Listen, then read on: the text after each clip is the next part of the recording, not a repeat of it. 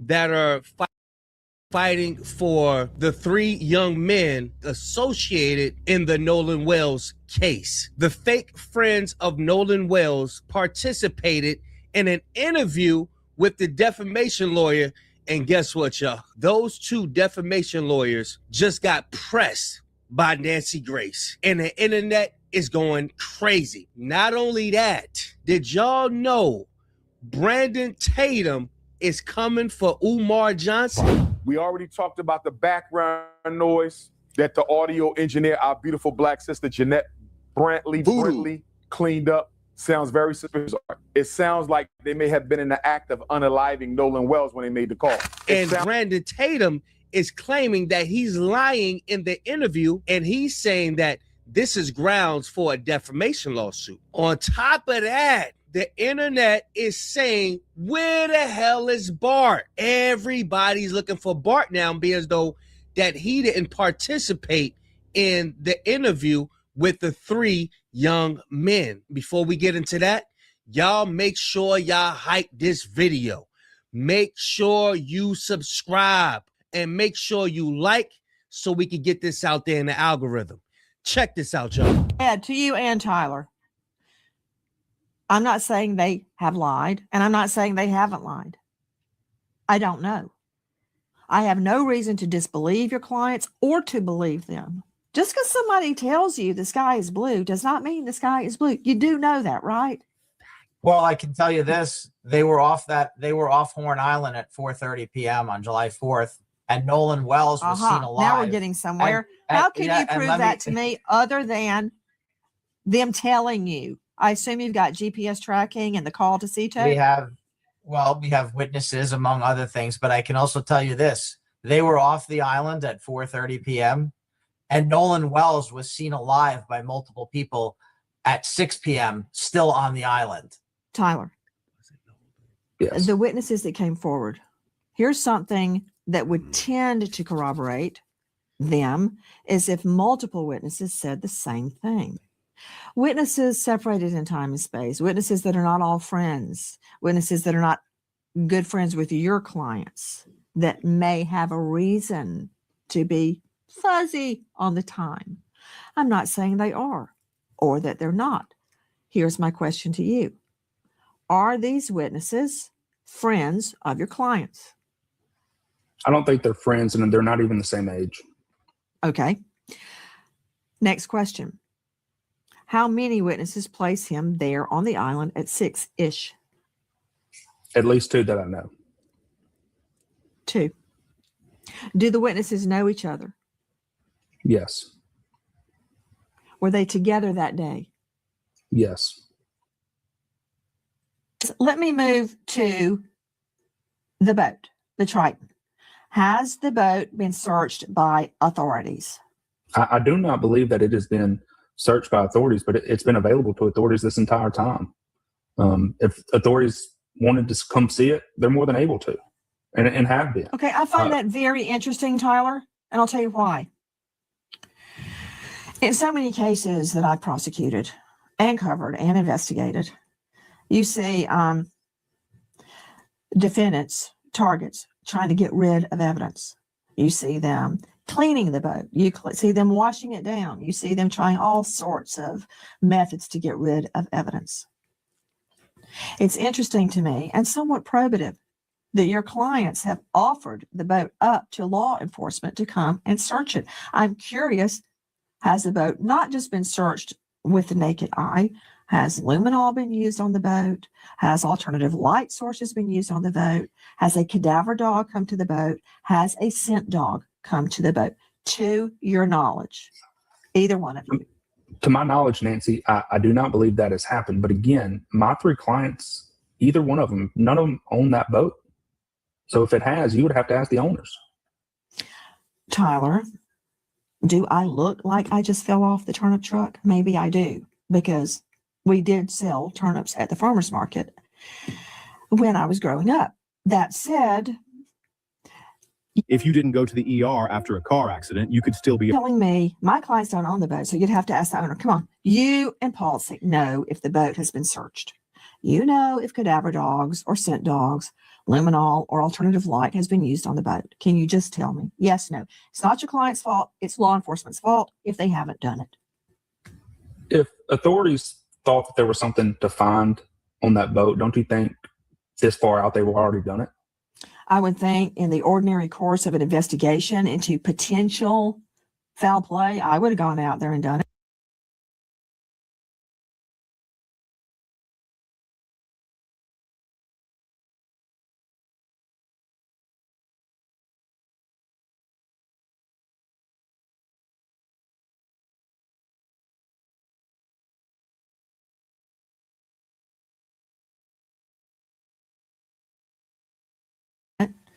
Just But if you Well, believe you're there was asking- potential foul play, to say I searched it and it was clean. I didn't find Well, any Nancy, human blood. Well, Nancy, That you're would not asking a give me valid.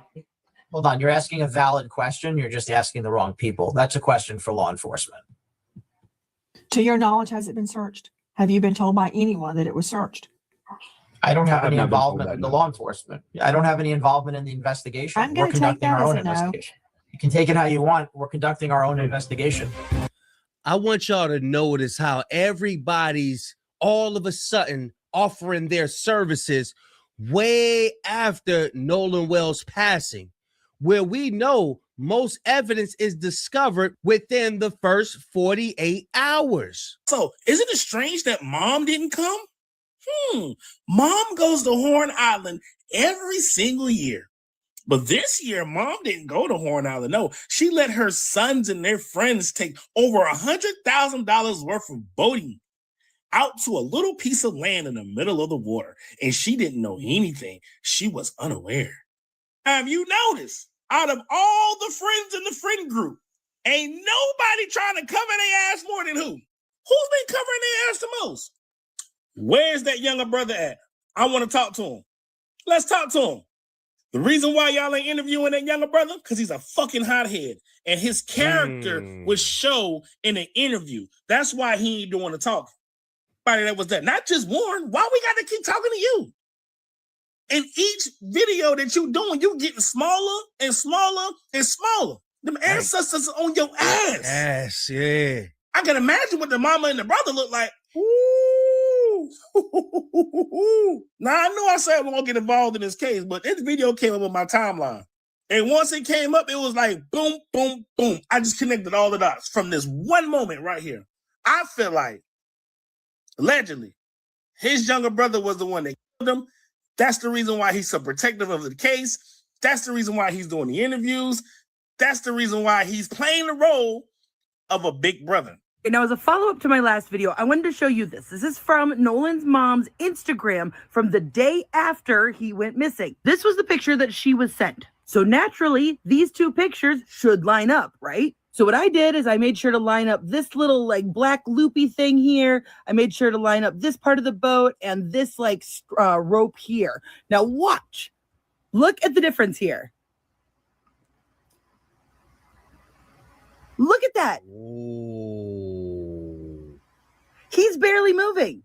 Background, y'all. Look And at the background. entire skyline is different. Wow. You can say, oh, these are different pictures and like people just moved slightly, but the skyline wouldn't fucking change. So what were they hiding? Because it seems to me they didn't want people to see this boat or this green boat. Ooh. Like, the skyline doesn't change over here. Look, it's in the same place. It's just over here.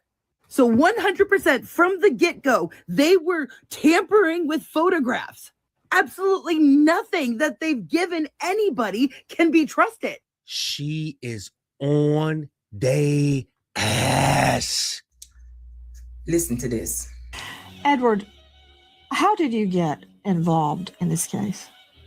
Well, I'd rather not talk about that. I can just tell you this. I can tell you that it was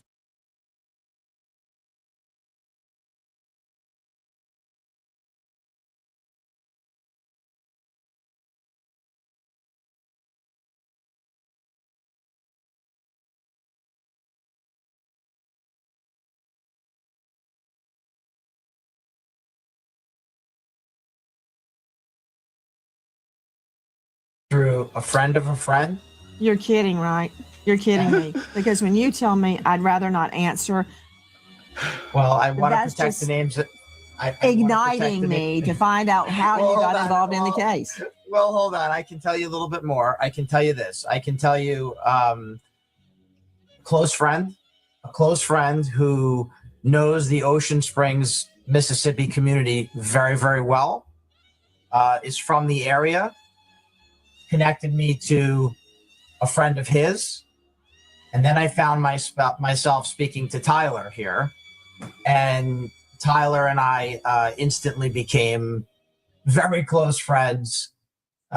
We both have blue pickup trucks, so now we're the Blues Brothers. We just became very close. We hit it off. Then I had the opportunity to speak to Warren, speak to Morgan, speak to Jax, and we hit it off also. And I immediately realized these are incredibly fine young men. Nolan Wells lost his life. And y'all think this is a damn carnival show. Oh, that's who he is. Check this out, y'all. They found him. Shout out to Trent Out Loud. Yesterday, during former Officer Tatum's groundbreaking interview, that was not groundbreaking at all, there was a new character reveal, and he goes by the name of Lawyer Edward Polinsky. Now, at first, nobody knew who Edward was because he came out cosplaying as a teenager in a hoodie and a baseball cap that said, "Call Cox." But Edward looked a little familiar to me, so I did a little bit of deep diving, and then it all came back to me.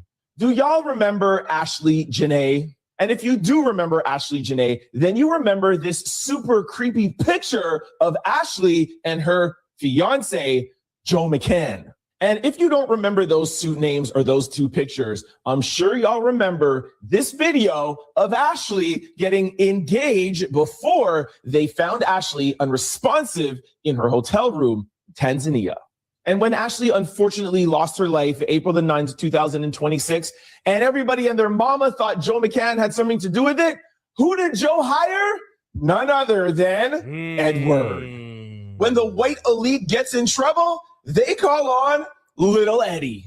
Sorry, bro. You show up with a baseball cap and a hoodie like this trying to cosplay and fit in. Yo, we're just going to call you Little Eddie for the rest of this video, okay? For those of you who followed this channel daily during the Ashley Janae investigation, you know two things. One, I do not like Joe McCann, and I also do not like Eddie. And guess what? They don't like me either. They do not like the way that I covered the Ashley Janae investigation. So this is what we want to hear during this interview, you guys. Are you ready? Nolan was like a brother. Say it with me. Nolan was like a brother. We loved him dearly. We loved him dearly. Yeah, Nolan was like a brother to us. And I can say without a doubt, nobody wants to know what happened to him more than we do. I mean, we want to know what. Nolan was like a brother to all of us. Those two pictures, I'm sure y'all remember in 26, you know two things.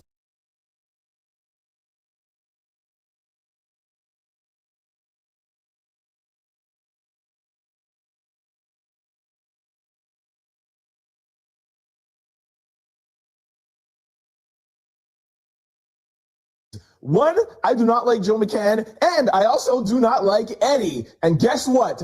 They don't like me either. They do not like the way that I covered the Ashley Janae investigation.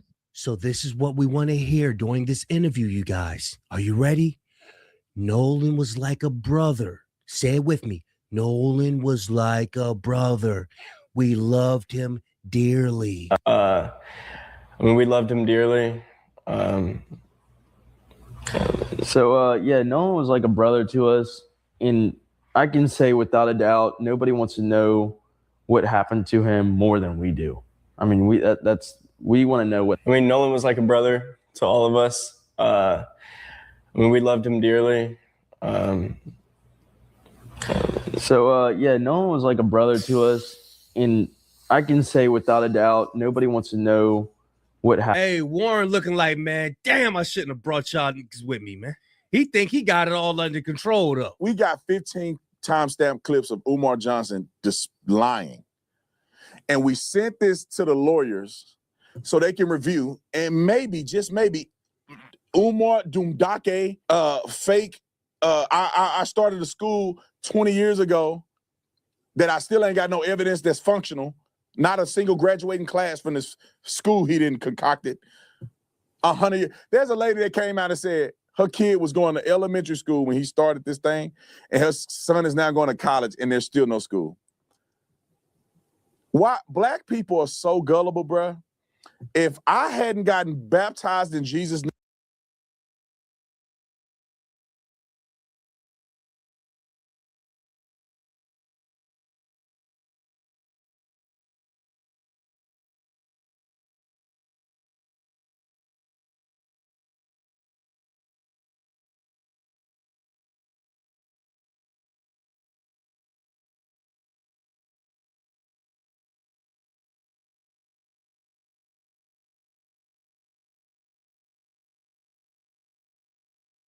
and filled with the Holy Spirit speaking in tongues, I probably would be hoodwinking y'all black people. I'd be rich. Like Umar probably rich. Cause y'all done gave him all that money for that school and he still ain't showed up with the money. Allegedly. But I'd be woke. I'd be coming on here every day. Man, the times are hard, bro. I could have left the police department and been like, all the racists on the police department. I'd have wrote a book about how the police department is really racist. And I would have sold out to black people and been lying to y'all. I come out and say, man, I get discriminated against every day in Arizona. I live in Scottsdale, Arizona, and I get discriminated every day. And y'all be, yeah, that's right. See, we ain't never gonna make it nowhere in life. Cause the white man, white privilege. In my next life, I'm a rob y'all and tell you everything you want to hear, because y'all the most gullible people on planet Earth. I hope y'all know what he's telling you.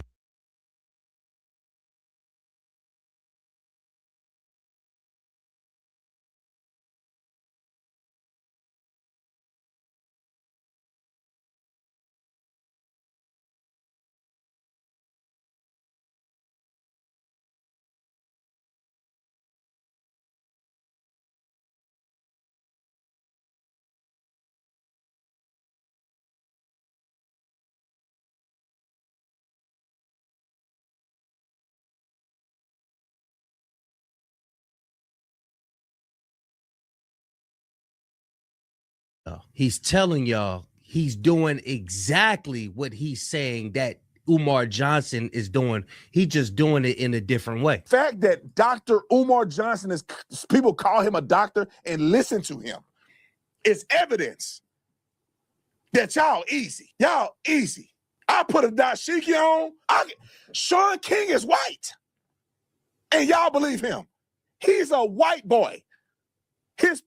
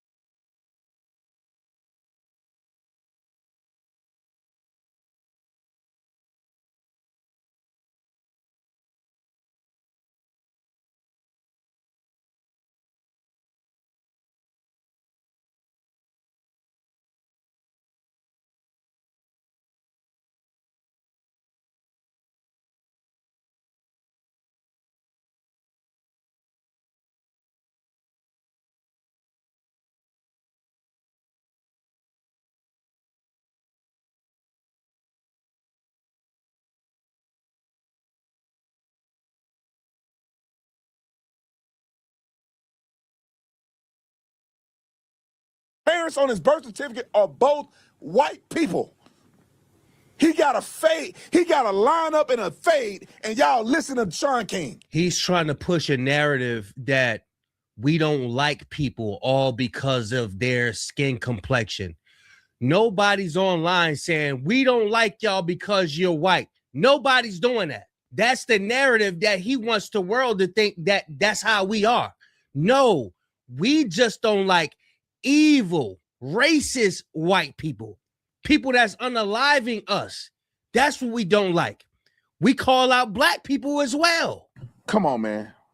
I'd be rich off y'all black people. Put it, go Dr. Umar, roll it. But our sister, who is an audio engineer, Art, she went through the laborious process of cleaning up the background conversation during the infamous CETO call. She cleaned up the background audio during the infamous CETO call, Art. And during the infamous CETO call, Art, according to her cleanup, it sounds like they were trying to clean up an unaliving of Nolan Wells. You hear people saying things like, is he still alive?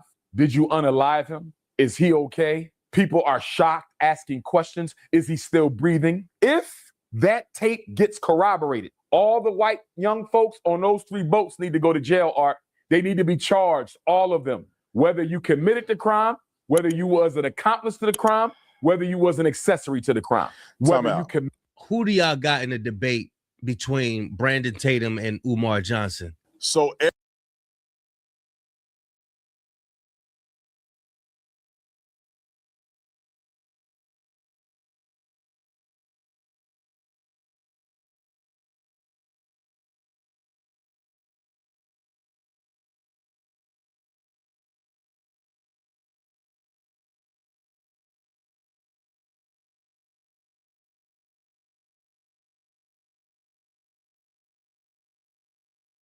everybody on the island should get charged.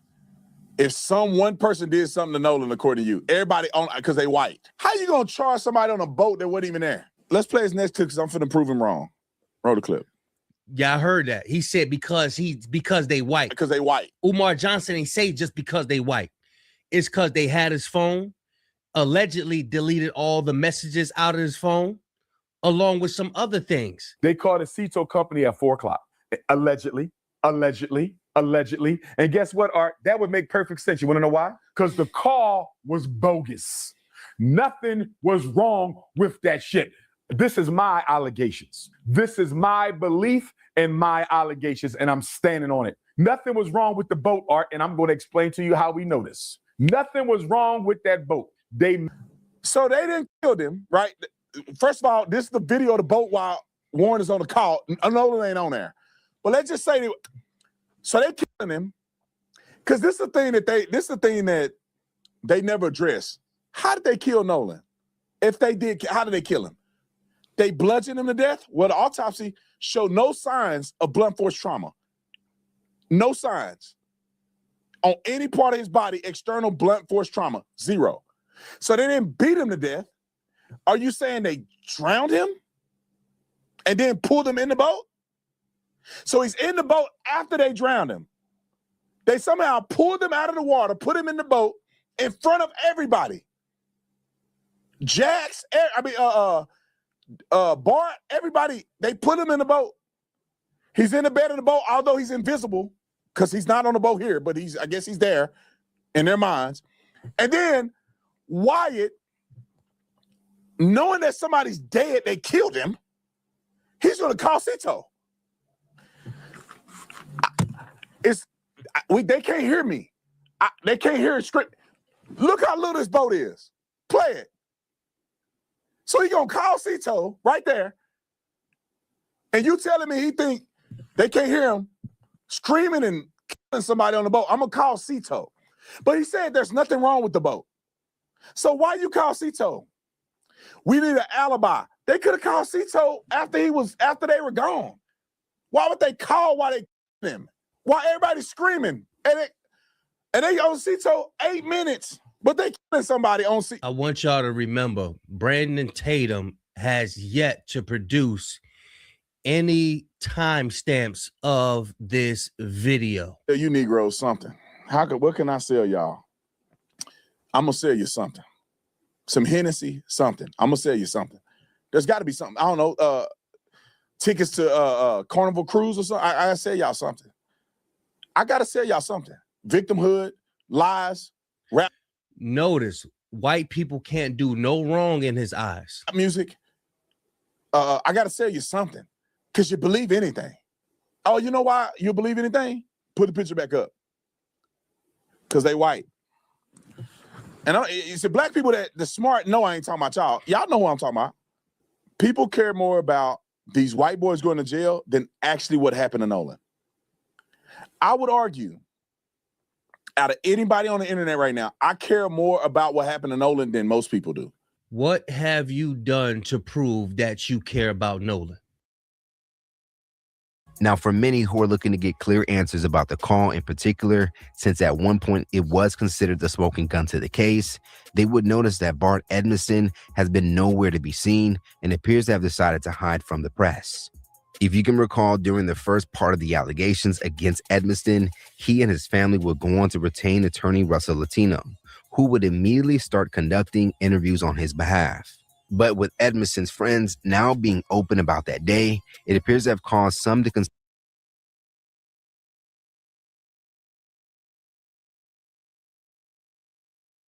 I want y'all to pay attention.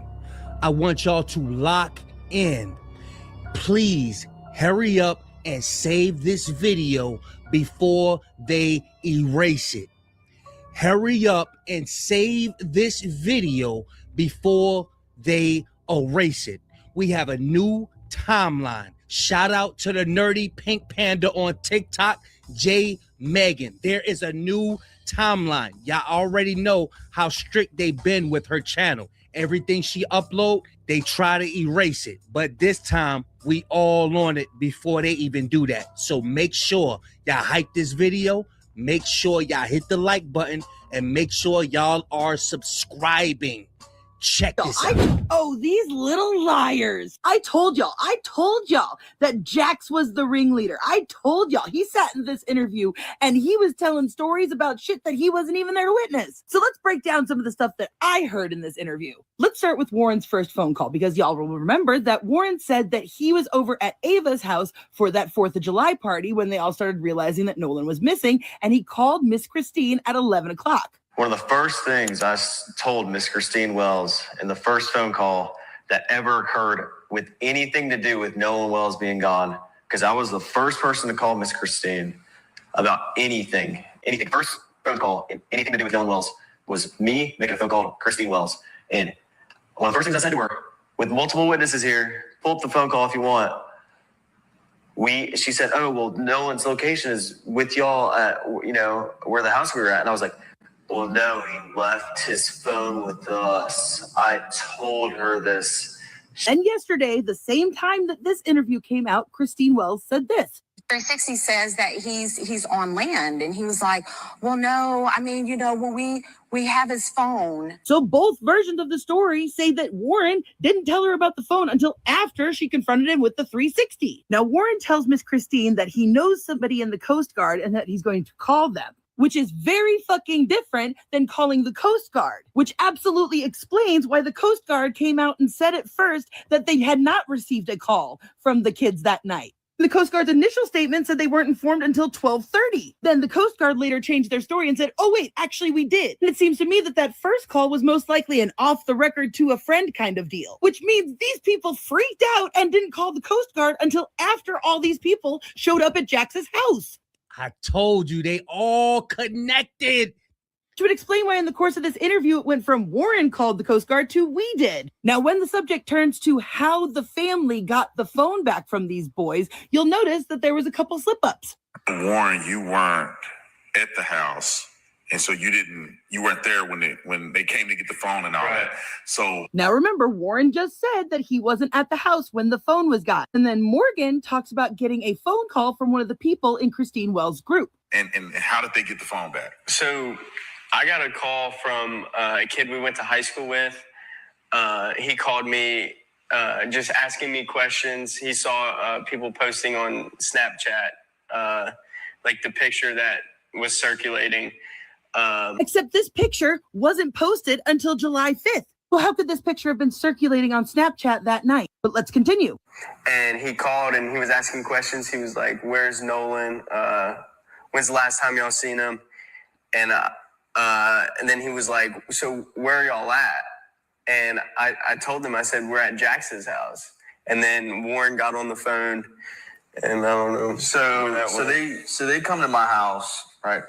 And they kind of hold on before we get there. Was it confrontational or was it just just trying to find? It was confrontational. Yeah, already? wouldn't y'all agree? Yeah, he was 110%. He was very confrontational. And when did this was this on the night of the 4th or the next this day? was the night when this was before they came and got the phone. So this is the night of the 4th, yes. You guys are missing a part of the story. How did you get from Ava's house to Jax's house? Because Miss Christine is watching you guys on the Life 360. So suddenly she's seeing the phone leave one location and go to another. Of course I would be upset. And now all of a sudden Warren is there when the phone stuff starts happening? He's listening to the phone call? Now I need y'all to remember that Warren also said that the phone was in his truck on the first conversation, as we have from this report. Meaning if we were to believe Warren that he was not there when everybody showed up looking for the phone at some time in between 11 and 1 a.m., so then that would mean after they heard this angry phone call, Warren gets the phone out of his vehicle and puts it in Jack's house and then leaves.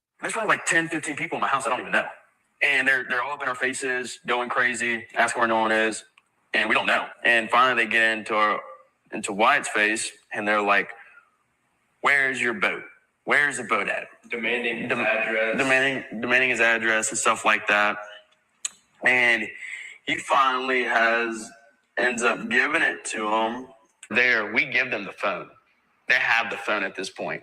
Then they get the address to his house. Then they go to his house.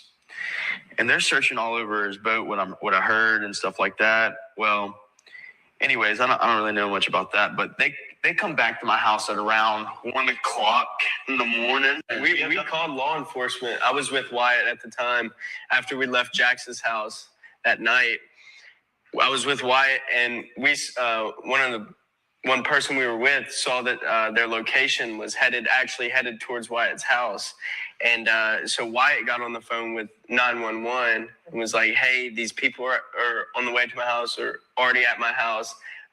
My mom and my dad are there alone, and they know nothing about this." But Wyatt's mom actually, when they were looking at the boat, they were actually walking from the boat, and she came out and started talking to them. Okay, so let me get this straight. Wyatt, Morgan, and Jax were all together. Warren was gone for some reason at this point. 10 to 15 people just barge into your house. Don't know why your grandparents weren't around. That might explain some things, huh? Guess y'all had the house all to your fucking self that weekend. But then they ask Wyatt for his address so that they can go look at the boat. Wyatt gives them the address. They start heading over there. Wyatt and Morgan get into a car and leave Jax's house. Somebody else that you were with that we aren't hearing about is tracking someone else's phone. I don't know if it was somebody who was with the group that they had access to, or if they were tracking Nolan's phone and they saw it was heading to Wyatt's house. And even though Wyatt gave them the address, and she is cooking. I don't care if you gotta slow motion it. Understand what she's putting down. Please slow motion it, save it before they try to come after.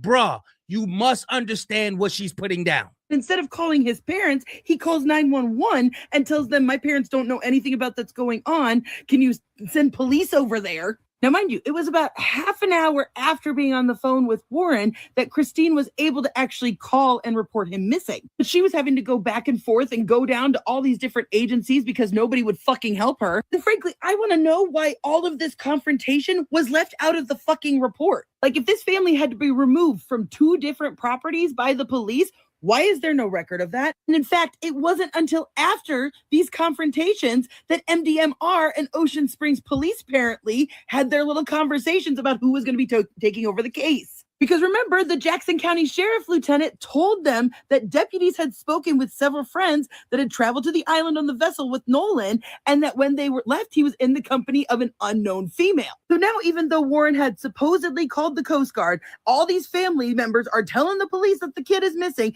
These are the people that last saw them. They're all like, we last saw him on the island. Still, the deputies said that they did not have reason to believe that there was any water-related exigencies or emergencies. Don't worry, y'all. I've got a lot fucking more to say about this stuff. So come back for part 2. I'm going to be immediately recording it because Warren fucked up pretty badly in this interview, and I'll show you why. All right, now, I hope y'all still with me. Make sure you get the likes up so this could get pushed in the algorithm because people need to see this information. They spoke to several of the friends that were on the vessel with Nolan, saying that he was in the company of an unknown female. But Morgan, Jax, and Warren all claimed that they did not travel to the island on the same boat as Nolan. So who did they talk to? Because it sounds to me like they had told the police that they were on the same boat as him. Keeping in mind that this is what Warren told Miss Christine. Named Katie. And so then it turned into, Katie is also missing. No one can find her. And the explanation of no one knows this Katie, like we've never met her. And Tristan said this. I was talking on my other buddy's phone, talking to Warren. He was dialing Coast Guard because he hung up the phone and was like, hey, this is them, bye, and hung up the phone. And that was the last time I talked to him. Mind you, Tristan is friends with Katie. They are mutuals. I have confirmed this. So now that we've got that timeline fucking straight, let's back up to something that Warren said during this interview. If you're motivated enough to do it, yeah. Like, I made a phone call to my mom, and I had to call her like 8 times before she picked up because either her service was bad, because she was on the back side of the aisle on the south side, or my service was bad, and it was just hard to get through. Do y'all see that? Was somebody mother on the boat? Was somebody mother on the island? Check it out, y'all. Let me play it again slower for you. Either her service was bad because she was on the back side of the aisle on the south side, or my service was bad, and it was just hard to get through. Oh no. Not only did Warren confirm that his mom was on the south side of the island, but Warren himself said that if you're motivated enough, you can call somebody. I tried calling my mom 8 times. Yet this is what he said last time. A little off the island, you have cell coverage. And even on the island, like I called my mom when we were on the island, it was fine. So which is it? Did you call your mom with ease or did you try to...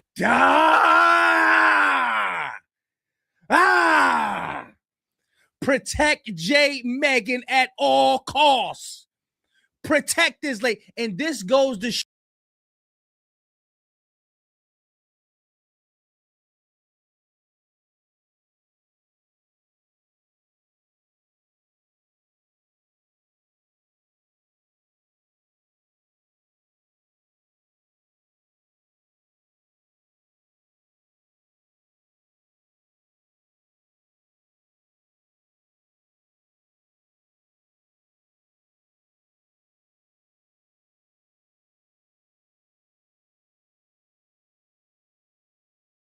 show you all that shit Brandon Tatum be talking about. Oh, y'all just don't like white people. It's because they're white. It's because we wouldn't be playing Secret Service Sam over here. We wouldn't be playing J. Megan over here. We wouldn't be playing no damn Nancy Grace if it was just about skin color. Understand, this is a war of good and evil. This is a spiritual war. I'm not thinking about that. Protect J. Megan at all costs. Call her 8 times because you were motivated to get in touch with her. But Warren wasn't the only one to slip up, because listen. And he's on the phone with Cito, and he's trying to get them on the phone. And as he stated in the moment, he's like, Cito's just asking all these dumb questions. I can't figure out what's going on. And so finally hangs up. And after the trim to the motor started to work again. So they manually trim it down by the buttons on the motor, trimmed it down, and some electronics started to come back on. And they got the boat to crank over, and they're like, all right, unties. So first off, Jax just proved that the boys put the phone on mute during the call with Cito. because I've listened to the entire 8-minute call, and at no point does they ever say anything about them asking all these stupid questions. Then he said after they hung up on the CETO, that's when it started working again, and they said, okay, untie us, implying that it had been tied up to the other boat the entire time. But we see in this video that they are hauling the line back in right here as he's on the phone. See, you can see right here where the line is being pulled in from across the way where the boat is stationed, meaning he had already hung up with CETO at that point, and he had to have been on the phone with someone else. And what we see here. Who said that in the last video? Was it the last video or the video before last? I said that video you can't hear through the video who the hell he on the phone with. We don't know who he on the phone with. We just hear Brandon Tatum loud ass mouth saying he's on the phone with CETO. That's why he keeps on reiterating he's on the phone with CETO. We don't know who the hell he on the phone with in that video. Is once again, we have an interview where they go into so much detail about stuff that doesn't matter. Well, I'm going to go ahead and first off explain a boat. We fucking get how a bilge pump works. We get it by now. Stop fucking talking about the bilge pump. What we actually want to hear about is the multiple stops that were made before ending up back at the grandparents' house before they even took the boat to the boat dock. We want you guys to explain how the CETO was.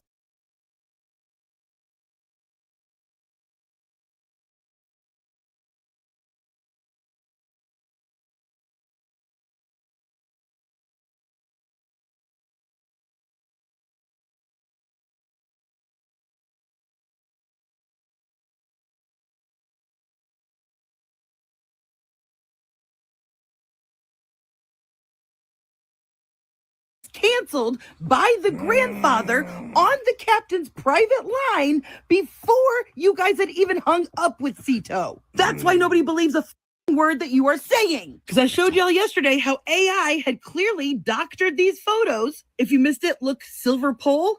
Look, no silver pole. It's actually white. And if you look at this picture in the grandparents' driveway of the Triton, you will see that the little handrails are not leaning over. You will see that the rails are going straight up and down and not leaning, which is why I also suspect that the identity of whoever this is was intentionally covered up. Because first off, who wears this weird swimsuit thing? This is somebody who, if they were with them, would have stood out in a crowd. But this woman who's in a red striped swimsuit with a white baseball cap shows up in a lot of different pictures, just oh so obscured. Here she is again, handing out beers on Bart's boat. So I personally suspect that whoever that was in fact on the Triton, and they used AI to change her clothing and to obscure her identity. Because I think this was either Warren's mother or Wyatt's stepmother, which would explain the older female voice people have said they've heard on the CETO. Because otherwise, why would he need to call his mother 8 times? Unless, according to his own words, if you're motivated enough to do it, yeah. Because remember, there is a 4th boat out there. 1, 2, 3, and 4. Holy fuck, I just accidentally stumbled onto something that literally is concrete proof. Oh my God, next video coming, oh my God! I'm gonna try to get the 3rd video. I try to wait for it, but I need to get y'all this so y'all could go ahead and screen record it. But I just came across a video, people already on it. They are already on it. You got people already saying, no, he didn't just say his mother was on that island. Watch this, y'all. He didn't just admit that his mother was at Horn Island too, right? He didn't just admit this. Realistically, you could. You could. If you want to sit, if you're motivated enough to do it, yeah. Like, I made a phone call to my mom, and I had to call her like 8 times before she picked up, because either her service was bad, she was on the back side of the aisle on the south side, or my service was bad, and it was just hard to get through.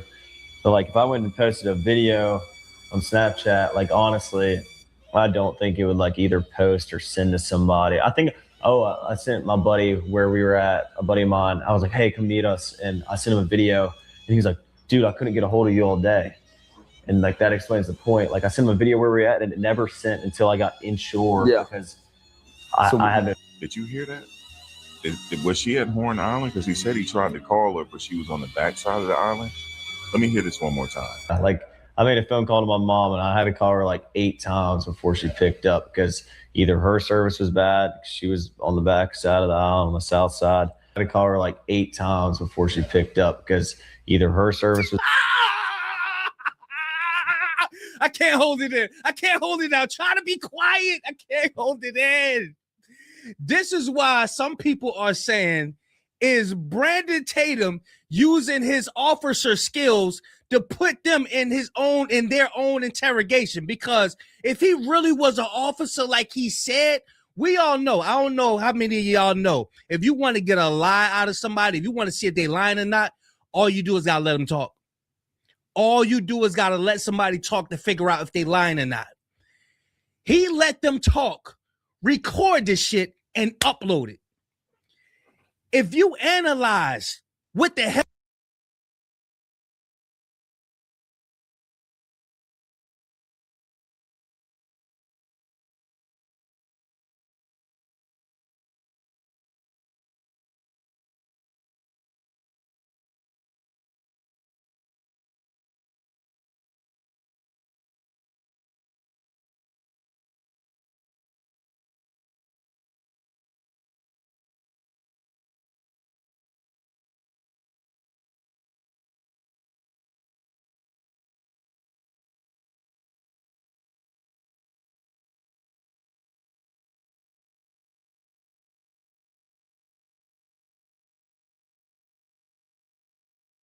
this, they're telling on themselves.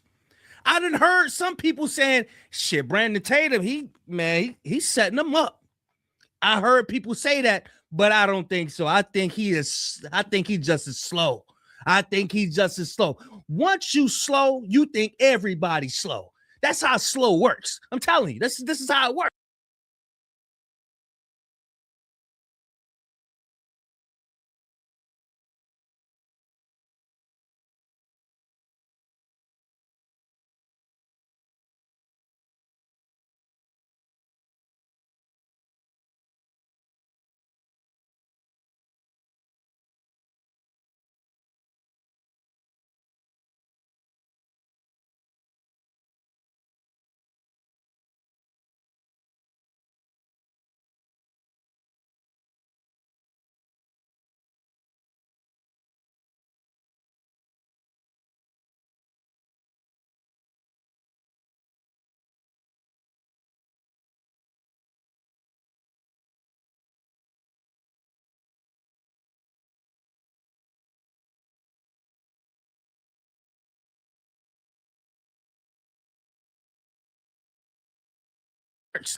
My bad. It just sometimes I be trying to let the video play, but all that pressure and excitement, I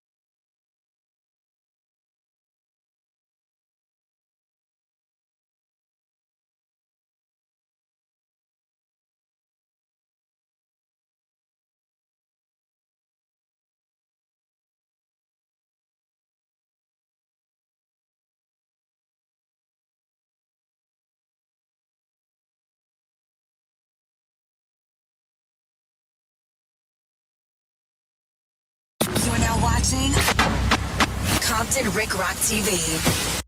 Nolan Wells got her. Now, when we heard them names being called and yelled out on that phone call, we heard one particular name.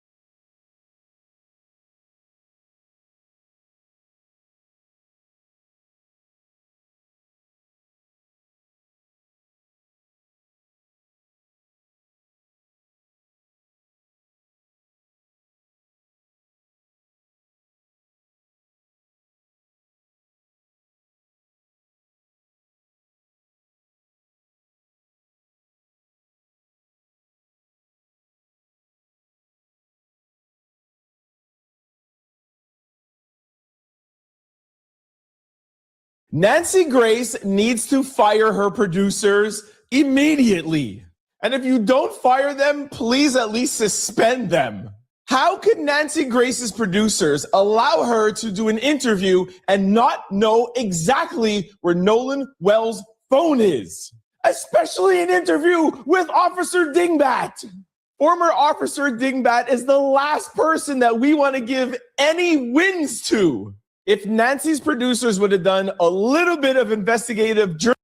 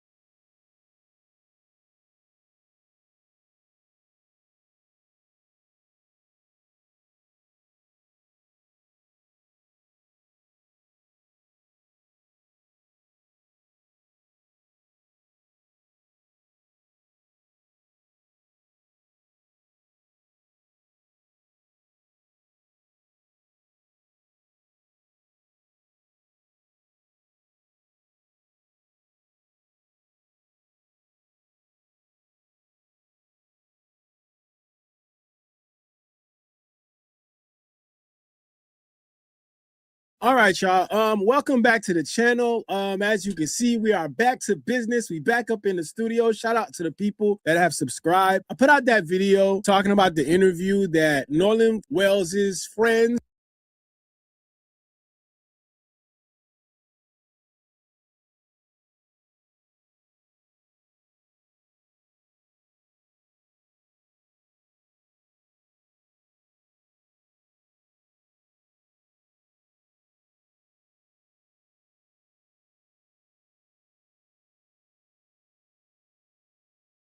lawyers did with Race Tatum. Well, Nancy Grace had him on her show, and let's take a look at what Nancy Grace did and what Nancy Grace said, because y'all know for a fact Nancy Grace is going to grill him like she does everybody else. So let's check this out. Are two very special guests. They are convinced of the friends, and when I say quotes, I don't mean they are or they're not friends, because I don't know. The young men on the Triton boat that took Nolan Wells. I guess he got a suit suit on today because, he in serious mode. Today he got a suit on. The other day, he had a baseball cap. He was big chilling, but okay. To Horn Island. Many argue he was on the boat on the return when foul play occurred. Many argue he was not. In fact, the timeline has blown up because there are reports that Nolan Wells was seen on the island after the friend's boat left, which would exonerate them. Is that true? I don't know. And I'm trying to find out. For me, nobody's guilty and everybody's a suspect because we don't know the truth yet. But we will. My first question to clear up this matter, have your clients taken polygraphs? First to you, Tyler Cox. Nancy, my clients have not taken a polygraph test. And I can tell you why. Because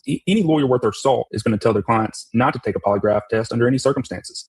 Two of my clients went in and made statements with me. We're not going to do a polygraph test because one, as you know, they're not admissible in court. The girl that Nolan was with took a stress analysis voice test, and so did the other boy. So that's the test they took. Both of them passed. And so again, no lawyer worth the salt is going to tell his clients to take a polygraph test. At the time that we first cooperated with police, the first very week, the days after, just 1 to 2 days after the disappearance of Nolan Wells, we're not thinking about a civil suit. We're not thinking about that. We're thinking about how can we provide as much information to authorities so that they can find Nolan Wells. Edward, how did you get involved in this case? Well, I'd rather not talk about that. I can just tell you this. I can tell you that it was through a friend of a friend. You're kidding, right? You're kidding. God, bro. You got to be kidding me, dog. This is... These slimy ass, bro, come on, man. I'd rather not talk about that, but I could tell you it's from a friend of a friend. Who is that friend, sir? I wonder who that friend is. Now, so that people understand why, a reaction like that could be from him just saying a friend of a friend is how I found out, and I'd rather not talk about it. This is a guy that has represented Donald Trump. So when you hear him say a friend of a friend, what do we think is going on here? Let's be honest. What do we think is going on here? Come on, man. These people cannot hide this shit. Because when you tell me, I'd rather not ansor. Well, I want to that's protect just the names. igniting me to find out how you got involved in the case. Well, hold on. I can tell you a little bit more. Hold on. Hold on. I can tell you more. It's from a friend of a friend. I can tell you this. I can tell you a close friend who knows the Ocean Springs, Mississippi community very, very well. Is from the area, connected me to a friend of his. Yeah. And then I found myself speaking to Tyler here. And Tyler and I instantly became very close friends. We both have blue pickup trucks, so now we're the Blues Brothers. The matching pickup truck. Oh my gosh, the matching pickup trucks. I would have never would have guessed that. Clark's a great guy, man. He's totally going to take care of Angela, man. He's great. He's a wonderful lab partner, so it's going to be cool. He'll keep an eye on her. Why don't you go yourself, you weird little prick? I'm a teacher, okay? You can't talk to me like that, guy. We just became very close. We hit it off. Then I had the opportunity to speak to Warren, speak to Morgan, speak to Jax, and we hit it off also. And I immediately... This guy just give me vibes of after they go through like paperwork and shit. Like he'd be like, "So what's happening tonight? What's going on tonight? Where we hanging out at? We about to get on the boat? You got to do some things." Realize these are incredibly fine young men. I realized right away I wanted to help them out. Ed, to you and Tyler, I'm not saying they have lied, and I'm not saying they haven't lied. I don't know. I have no reason to disbelieve your clients or to believe them. But you do know that people can look you right in the face and lie through your teeth. And you as a fucking lawyer, you should know this, bro. You're a lawyer. You know this. You know this. This is why people can't just take this shit at face value. But they want to basically come here and make everybody believe that these are such the best kids that they have ever seen, the best kids that they know. This is why they continue saying this stuff. In that last interview, this all he was saying. He kept repeating, they're great, they're good, they're outstanding, they're amazing. Like, bro, we're not here to hear that. People want answers. They want to know what happened. Believe them. I've done it. I've had witnesses that I found out were lying to me. And it was a huge blow. Just because somebody tells you the sky is blue does not mean the sky is blue. You do know that, right? Well, I can tell you this. They were off Horn Island at 4:30 p.m. on July 4th, and Nolan Wells was seen alive. Now we're getting somewhere. How can you prove that to me other than them telling you? I assume you've got GPS tracking and the call to see tape? We have witnesses, among other things, but I can also... Okay, so they don't have GPS track. They're not relying on GPS tracking. They don't want that to be tied to the GPS tracking, and that says a lot. That says a lot right there. Look, That alone says a lot. Just all you got to do really is listen to what they say. Listen to what they say. And then for him to say something like that, and then when somebody takes what he says and says, well, you know, I think based off what he said, this is what I think, and you want to threaten people that go that route is insane to me. Let's take that back just for a second, because he completely dodges that. He goes from, so I'm guessing you have GPS tracking data and all that stuff. Well, we have 2 credible witnesses. So again, she's asking you about taking the word from these people when they could essentially lie to you. And your supporting evidence to what you just claimed is somebody else's word that nobody can identify. You see why all of this is jumbled up and looks crazy? You see why people ask questions? You see why people are digging into shit? This is why. This is the reason. That they were off Horn Island at 4:30 p.m. on July 4th, and Nolan Wells was seen alive. Now we're getting somewhere. How can you prove that to me other than them telling you? I assume you've got GPS tracking and the call to CTO? We have witnesses among other things, but I can also tell you this. We have witnesses among other things. Not the GPS, man. Now, you know, let's not talk about the GPS. Let's not talk about that right now. We got witnesses and other things. What are the other things, man? What are the other things? Oh, this is so frustrating, man. So frustrating. Yes, they were off the island at 4:30 p.m. and Nolan Wells was seen alive by multiple people at 6 p.m. still on the island. And multiple people. See, you gotta, and I know I'm stopping the video a lot. It's because a lot of the shit that he's saying, I really gotta make sure that we understand and we catch these. Y'all gotta listen to the words. When somebody says multiple, you don't think just 2 witnesses. You think multiple, oh shit, it's a whole bunch of people that saw. Till this time, as far as I have seen and heard from these people, they have been saying 2 credible witnesses. They even made it a point to talk about how these witnesses are pillars in the community and very well respected, as if that means anything. So why use the word multiple? And I know people say, oh, you just harping on words, but the words matter when you're talking about something this delicate, bro. The words matter, you know? So if you say multiple, that gives people that don't look into any of the other stuff an indication that, oh, so a bunch of people, multiple people, like a bunch of people saw him then. No, they have been only talking about 2. So I want to point that out. And I'm sure Tyler would be happy to elaborate on that, but this is a no doubt 100%. Please tell me, Tyler, because I don't believe any of these people and I don't disbelieve any of these people. I want to hear about what. Not him throwing the ball to Tyler. That boy looked like LeBron in the final seconds. Nah, I don't want the last shot. You take that, homie. I believe I can confirm the boat left around 4:30. And I'm referring to the Triton. That's the boat they were on. There are a lot of boats. Let's see the video of all the boats out there. So when I say Triton, I'm talking about the boat Nolan was on the way to the island. There's a lot of boats out there and a lot of witnesses too. This is from the Officer Tatum. Okay, there are witnesses placing him there at 6. And I want to be very clear, gentlemen, that I'm not convinced he drowned just because somebody said so. Even if he did drown, that does not mean that there wasn't foul play. Why is that mark on the back of his head? Was he hit on the head and fell in the water? Was he held under the water? Was it an accident? I don't know. But I am very interested in witnesses that place him alive at 6 p.m. Please tell me, Tyler Cox. So, Nancy, look, we have had multiple witnesses reach out to us, 2 confirmed witnesses. They go to multiple again. I'm telling y'all, multiple, but then y'all see he follows it up with 2 confirmed witnesses. That saw Nolan Wells on the island. These motherfucking lawyers, man. We had multiple people reach out to us, 2 confirmed. When they talk like this is to jumble all this shit together so you can think that a gang of people have been saying the same thing. No, those multiple people that reached out to them could be just anybody reaching out about anything. It doesn't necessarily have to mean this specific thing. They could have reached out for something else. They could have reached out to say, hey, man, I'm calling to see if there's any new information on the case. That counts as multiple people reaching out to y'all. That's why you got to follow it up with multiple people reached out to us, 2 confirmed witnesses. Come on, man. Y'all not about to pull this shit in over our heads like this, man. All we want is for people to be straightforward and honest, bro. Just be straightforward and honest about what's going on and what you're trying to do. That's it. 6 p.m. on July 4th. Well after the Triton, as you said, left around 4:30. And so those witnesses have went to investigators, they've talked to the police, and they've done what they're supposed to do. We've cooperated 100%. So has Where did they those see witnesses. him, Tyler Cox? Where did the witnesses see them? Do they know him well enough to make a positive ID? Hey, speaking of a positive ID, control room, please pull up a photo that we showed a couple of days ago. There are 2 or 3 women, white females, walking along the beach, as I recall, each clad in a bikini. Can't wait to see what they say. There is one, I believe, a white male and 1 black male walking with them. That can you zoom in a little bit? That's not really helping me that much. For instance, I ain't lying. Yo, Nancy Grace be doing her thing, man. I need producers, man.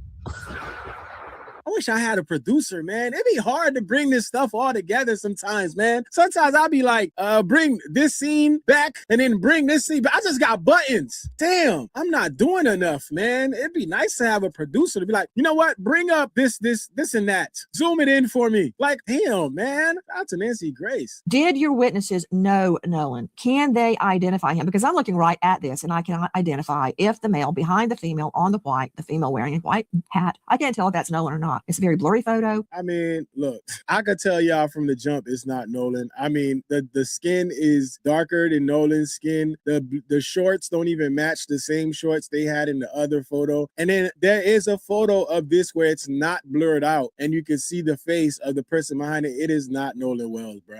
My assessment, but it just, to me, I think anybody would agree. There are prescribed methods under which you cross-examine an eyewitness. For instance, does the witness know the target? Was the lighting sufficient? How far away was the witness? What were the conditions of the eyewitness identification? Was the eyewitness inebriated or high or otherwise incapacitated? How far away were they? Do they wear glasses? It goes on and on and on. It's laid out in the code. Tell me about these witnesses. How do they know it was Nolan? Hey, control room, show me that picture of Nolan on the boat. He's bent over. All I can see are his legs and his behind. The only reason I think that's Nolan is because it matches his swimsuit. Did they see that? How can they identify Nolan? First to you, Tyler. Well, I'm not sure if the witnesses saw that picture that you just put on screen, but I can confirm to you that these witnesses know Nolan.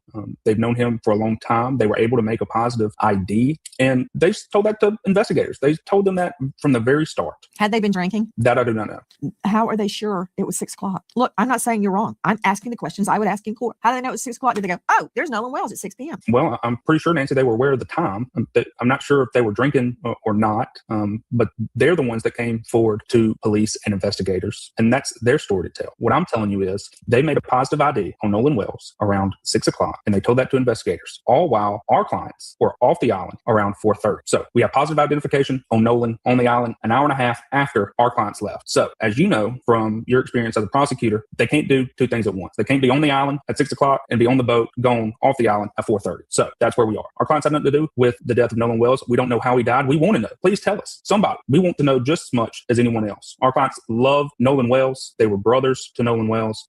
I've still yet to hear one bad thing about Nolan Wells. He was a good Ocean Springs kid. Just as Chuck Bordy says all the time in the courtroom, these are good Ocean Springs people. So Nolan was a good Ocean Springs person too. They love Nolan. We want to know. Will someone just please stop right there, Tyler. Tyler, I've got 1 hour and nobody's running for miscongeniality. Let's just let it be noted, judicial notice. They were all good. Everybody's good. Okay. Tyler, the witnesses that came forward, here's something that would tend to corroborate them is if Nancy Grace does not play, bro. She said, yo, I got 1 hour. Don't fucking waste my time. multiple witnesses said the same thing. Witnesses separated in time and space, witnesses that are not all friends, witnesses that are not good friends with your clients, that may have a reason to be fuzzy all the time. I'm not saying they are or that they're not. Here's my question to you. Are these witnesses friends of your client? I don't think they're friends, and they're not even the same age. Okay. Next question. How many witnesses place him there on the island at 6-ish? At least 2 that I know. 2. Do the witnesses know each other? Yes. Were they together that day? Yes. Hey, look, this is what I like right here. This is what I like right here. Just answer the question. We don't want to hear about character. We don't want to hear how great they are. We don't want to hear about your matching trucks. We don't want to hear about they was brothers, they friends. Answer the questions, yes or no. I can confirm. I cannot confirm. Answer those. That's what we want to hear. Everybody that want answers, that's what we want to hear. Yes, no's, this, that. We don't want to hear nothing about no character building, none of that crap. Answer the questions. Thank you. Have they had a chance to discuss their recollections with each other before they came to police? Well, I'm sure they did. Nancy, look, they did what they were supposed to do, and they spoke to police officers. And you know as well as I do that if investigators or a DA's office had any sort of probable cause to make an arrest in a case like this, they would have. Or they may be gathering evidence to make sure they've got all the evidence that there is. I mean, I would wait until I had all the evidence, including a completed autopsy. Do either of you know what was of interest to the medical examiner in the removal of Nolan's throat? I'll tell you this. Listen, we're not coroners. We're not medical examiners. We want to know what happened to him just as much as everyone else. Quite frankly, more. Because Nolan was their best friend. Warren, Morgan, Jax. Nolan was their best friend. We want to know what happened. We haven't examined Nolan's body. We're not scientists. I just thought maybe you had been somehow told why they took his throat. Okay, that's a no. We don't know why they took his throat. Yeah, we don't want to speculate. Let me start with an open-ended question to you, gentlemen. I started with why haven't they taken a polygraph? I want to hear what your clients are saying happened that day, because my interest is piqued because you say to a young lady, and I assume this is Katie, the mysterious Katie, who turns out not to be that mysterious at all. all. Much was made of that. Now, one thing about Katie, originally, one or some of your clients said he was with some girl, we don't know her. Then it turned out they had been texting with her. So they did know her. There may be an innocent explanation for that or not. So explain to me, who were they talking about when they said he was with a girl, we don't know her? He had never met her before, but yet they were texting with Katie, the girl he had been with. Why did they say we don't know her? And then they're texting her. So they did know her. That characterization, they didn't say that. There's no contradiction. I can just tell you this. They didn't know her. Nolan was with her much of the day, and he was still on the island when they left. He apparently spent much of the day with this young lady. That seems to be what happened. But no, there was this young lady was not part of their friend group. That's right. Okay, so when they say they didn't know her, but yet they were texting her, they did know her name. Well, I don't know if I agree with that characterization. Yeah, the well, premise, enlighten me. I want to know. Flawed. Yeah, the premise is flawed. She's not part of their friend group. They don't know her. I can tell.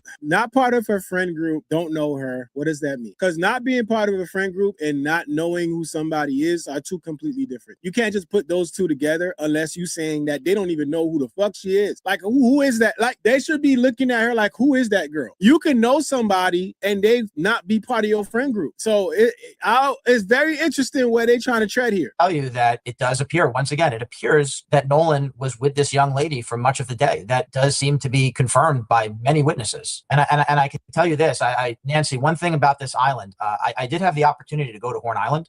And when you go to the island, he's about to do the Horn Island pitch again. Here we go. And everything starts to make sense. The first picture was maybe not so accurate. If you go to the part of Horn Island where, these events all occurred, you see that there are really no trees on that part of the island. It's flat, it's open. There are no visual obstructions. So there's no trees, there's no shelter, there's no nothing. And it was broad daylight with thousands of people there, meaning there was no opportunity for foul play during daylight hours. And that's where this whole thing starts to unravel. You have to go to the island. Please. You have to go to the island. There's opportunity for foul play. He could have been walked on the head of a boat, pushed over. I'm telling you, not in this environment. It doesn't have to be on the beach. You see, this is a flawed argument only because why are they harping on foul play so much? This could have actually even been an accident, right? This could have been an accident, but it could have been an accident to the point that this would be something that happened that somebody is not talking about or coming or speaking about. This would have to be, for the way that they want to look at this would have to be that Nolan walked into that damn water and just drowned. Or Nolan was somewhere out of sight of everyone else because you just said the island is open as hell. Nothing can really go down. With all those people being there, I find it hard to believe nobody saw anything. And I get it. Those are their clients. These are the people that they're protecting. That's what they focused on. But somebody saw something. If y'all out there canvassing everybody and talking to everybody to find people that say they didn't see Nolan on that boat, then they saw Nolan on the island, then you got to find those people that saw him on the island doing what? Where did he go? If it's so open and you can't hide anything, where did Nolan finally go down into that water? Because we all know he ended up in the water. How? That's all I'm saying, man. It could be anywhere. You got to understand, it's a 10-mile long barrier island, but it's only a few hundred yards wide in most places. There's nowhere to hide. Let me see the video and show it to Ed and Tyler. The video of all those boats. Anything could have happened between those boats. Anything. Well, but even an Nancy, accident could happen between those boats. Exactly. And so many people are drunk. I don't think they're paying attention. But here's the thing. Here's the thing, right? We could always say anything is possible. An asteroid could strike right now. But I am telling you that there are a lot of people who have talked about this case and have said things that are not true, and they haven't been to the island. They've got to go to the island. If you don't go to the island, you can't speak with authority about the case. And this guy, I don't know what this guy has with this damn island, because even in the interview he did with Race Batum Tatum, he did the same thing, talking about the island. We don't need to go to the island, bro. We could clearly see the island and the point you're trying to make here. And the point you're trying to make here is that it's so open that nobody could have done nothing nefarious. Nobody could have done anything without somebody seeing it. Well, the same could be said that this man could not have just disappeared without somebody seeing it. Just saying. I won't name names, but a lot of people who have hurt these fine young men and have defamed them, they've never visited the island. And I'm willing to bet that they've never visited the islands. Look at it right there. That shot you have right there. Broad daylight with thousands of people there. The picture speaks for itself. I agree with what you're saying. I agree that it would be nearly impossible for foul play to take place on that beach. Again, I direct your attention to the gathering of boats with the boats closely together. Everybody's drinking. Nobody's paying attention. Like, I can't tell what's going on between the boats at a distance. I don't know what's happening in the water? I don't know. Well, I That can tell you said, this. I agree. I don't think anything Yes. happened out in the plain view on the beach, but there are other alternatives. Has the boat been searched by authorities? I do not believe that it has been searched by authorities, but it's been available to authorities this entire time.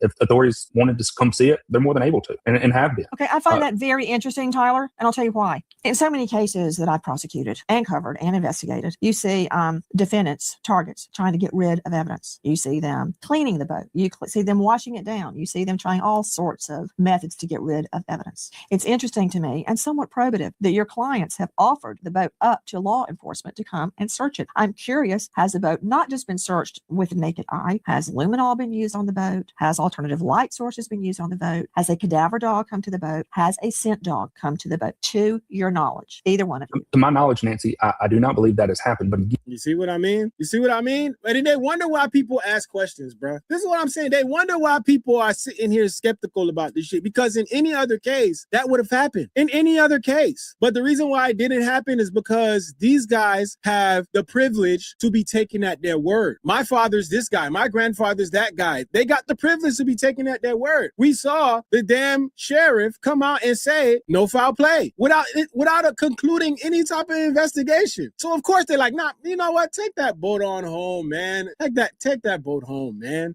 You know, and to me, it's like, you know, we see people say, take that boat on home, man. Take the boat on home and just, you know, just nothing to see here, man. We'll take care of this. Just go on ahead, man. You got things to do. Anybody else in any other situation would have gotten investigated, bro. They would have wanted to take a look at your car, even if they felt like you didn't do anything. It's part of the procedure, right? And you want to ask reasons why they would do that. That's the boat that he came on to the island. If he came in that boat, it would be automatically assumed that he would leave with that boat. So why wouldn't you check that boat? It's just all these things in the middle that people are not looking at, and they want people to just say, well, you know what? It is what it is. Just, you know, they didn't do anything, man. Just let it go. Again, my 3 clients, either one of them, none of them own that boat. So if it has, you would have to ask the owners. Tyler, what does that even? Do I look like I just fell off the turnip truck? Maybe I do, because we did sell turnips at the farmer's market when I was Get him, Nancy! growing up. That said, you telling me my clients don't own the boat, so you'd have to ask the owner. Come on, you and Paul know if the boat has been searched. You know if cadaver dogs or scent dogs, luminol or alternative light has been used on the boat. Can you just tell me? Yes, no. It's not your client's fault. It's law enforcement's fault if they haven't done it. If authorities thought that there was something to find on that boat, don't you think this far out they would have already done it? I would think in the ordinary course of an investigation into potential foul play, I would have gone out there and done it. Just But if you believe there was potential foul play. Just to say I searched it and it was clean. I didn't find any blood. Well, Nancy, you're asking about it. If you believe, and he says if you believe there's foul play, that's the problem. You want to find out if there is. How do you just assume that there isn't? Oh, yo, man, listen, they really tested people's intelligence out here, man. I'm telling you. Hold on, you're asking a valid question. You're just asking the wrong people. That's a question for law enforcement. To your knowledge, has it been searched? Have you been told by anyone that it was searched? I don't have any involvement with the law enforcement. I don't have any involvement in the investigation. I'm going to take that as a no. You can take it how you want. We're conducting our own investigation. Tell me what you can about the CTO call. I've had renowned experts say this wasn't doctored. I've had renowned experts say this was totally doctored. Have you heard the original CTO call from Mississippi Department Marine Resources? Have either of you listened to that call? But I want to hear what you guys know about the CTO call. My mind is open. Look, anybody can adjust the gain. Anybody can enhance it or sweeten it. But it doesn't change the fact that just because you put words over some audio means that those words are now attributable to what is on the call. Look, another boy called Cito. We have video that was released of Brandon Tatum. He posted it, and it shows who all was on the boat. At no point in time does this Cito call ever, not once, where you find any sort of mention of Nolan being on the boat, of something happening to Nolan. I cannot state clearly enough, Nolan was not on the boat when it departed. Bro, they really need to stop playing this trash ass fucking boomerang from fucking Instagram, bro.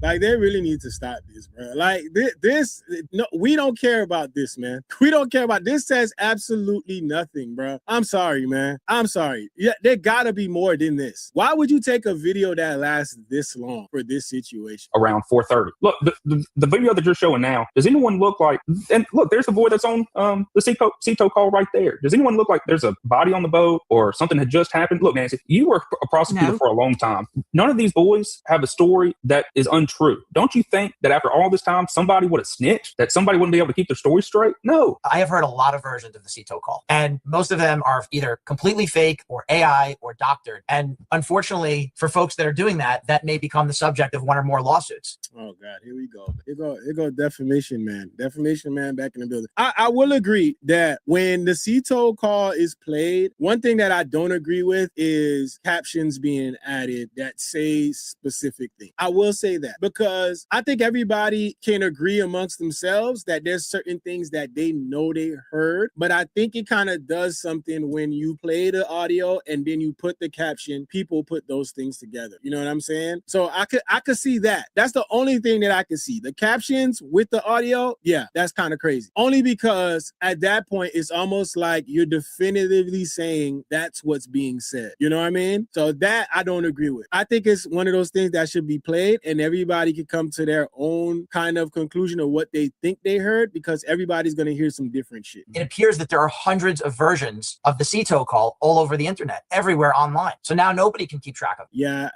I disagree with that. There's not hundreds of versions of it. There's probably different versions where people did different things to it, putting up the gain, isolating certain sounds. In that sense, yes, but not different versions of it. I don't think there's people out there altering it. At least I haven't seen. There may be, but I haven't seen, and I haven't taken any of them serious that have been altering the audio call. But I think people have heard the original that wasn't enhanced, and then people have also heard the enhanced version. And I think people can say for themselves that what they understand and don't, you know? The facts are the facts are the facts. These boys had nothing to do with the death of Nolan Wells. Okay, Listen, when was we the don't- timestamp on that video? Nancy, I'm going to answer it this way. Yes. We don't think that you're accusing us of lying. We don't feel that way. We're just simply saying this. And it's okay. You're asking legitimate investigative questions, and we don't fault you for that. But here's what we're saying. It's been over 30 days. There has never been one shred, one iota, one piece, nothing. There is no evidence that ties Warren, Morgan, or Jax to any crime because they did not commit a crime. They had nothing whatsoever to do. Right. And there's again, nothing. what's timestamp on that video? But that's not our burden. See, that's the problem. You're putting this burden on us. All right. There's never been one No, piece of you evidence. did that to yourself, Paul, when No, you we said, didn't. here's the boat that day and he's not on it. That may very well be true. That may be no, absolutely we true. didn't- we And I'm didn't do that saying, to ourselves. when was the video Well, taken? Well, no, I'm telling you. Around that we have 4:30, multiple- July 4th. Yeah. And I'm telling you another thing, Nancy. We have multiple witnesses and we're going to protect their names on the air here. We're not going to air out think you 5 should. lists of witnesses. We are. We're going to protect them. So I want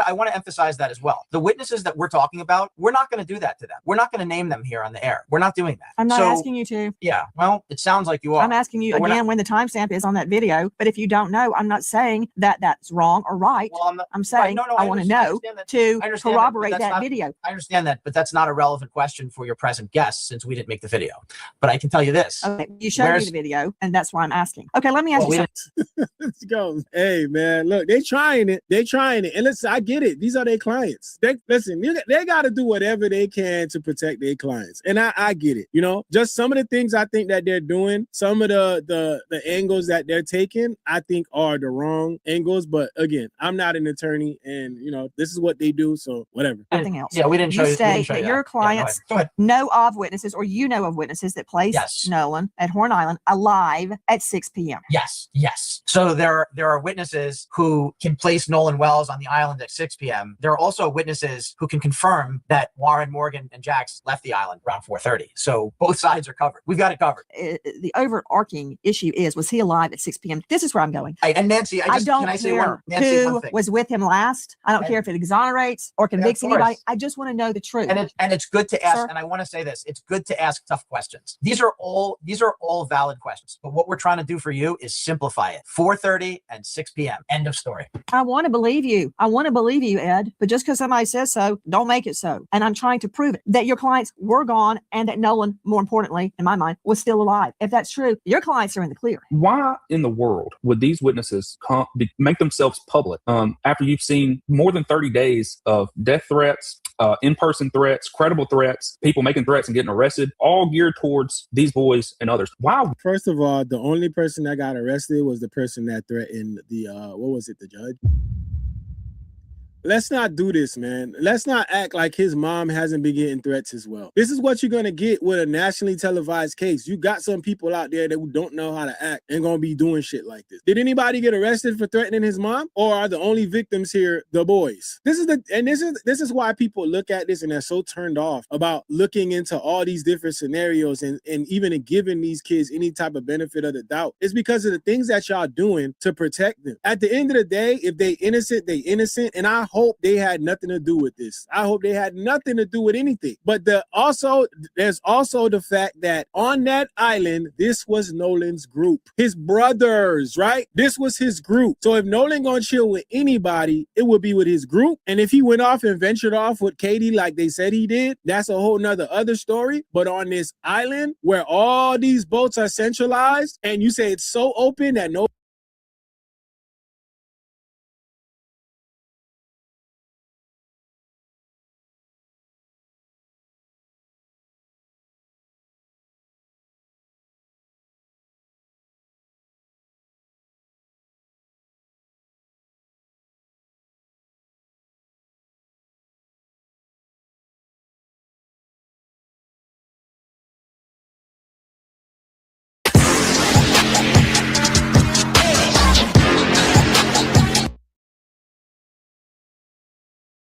Brandon Tatum, currently one of the leading voices in the right-wing movement here in America.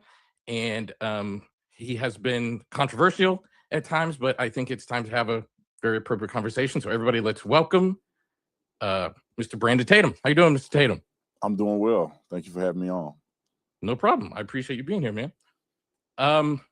So I'd like to get started by asking about your origin of how you started developing conservative ideas. Yeah, I think that's a good starting point. You know, I grew up in an all-black neighborhood. I grew up around people who believed the Democrat Party was the only party sustainable for the Black community. It wasn't until I got saved in 2008 that I started to open my mind more. And when I became a police officer, that's when I became more conservative. Looking at the policy positions of the Democrat Party and realizing, oh, wait a minute, I don't agree with any of these policy positions. Standing for what's right when it comes to God, standing for, you know, secure borders, standing for, you know, you name it, what the Republican platform is all about, lean more towards what I believed. Ben Carson was one of the leading voices that I felt I identified with the most.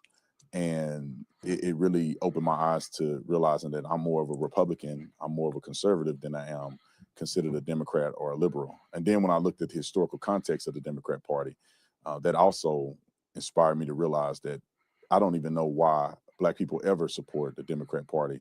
When you look at the history of it, the history back in slavery, the non-support or the fickle support of Black people, 13th, 14th, 15th Amendment, you go to the Civil Rights Movement, you name it.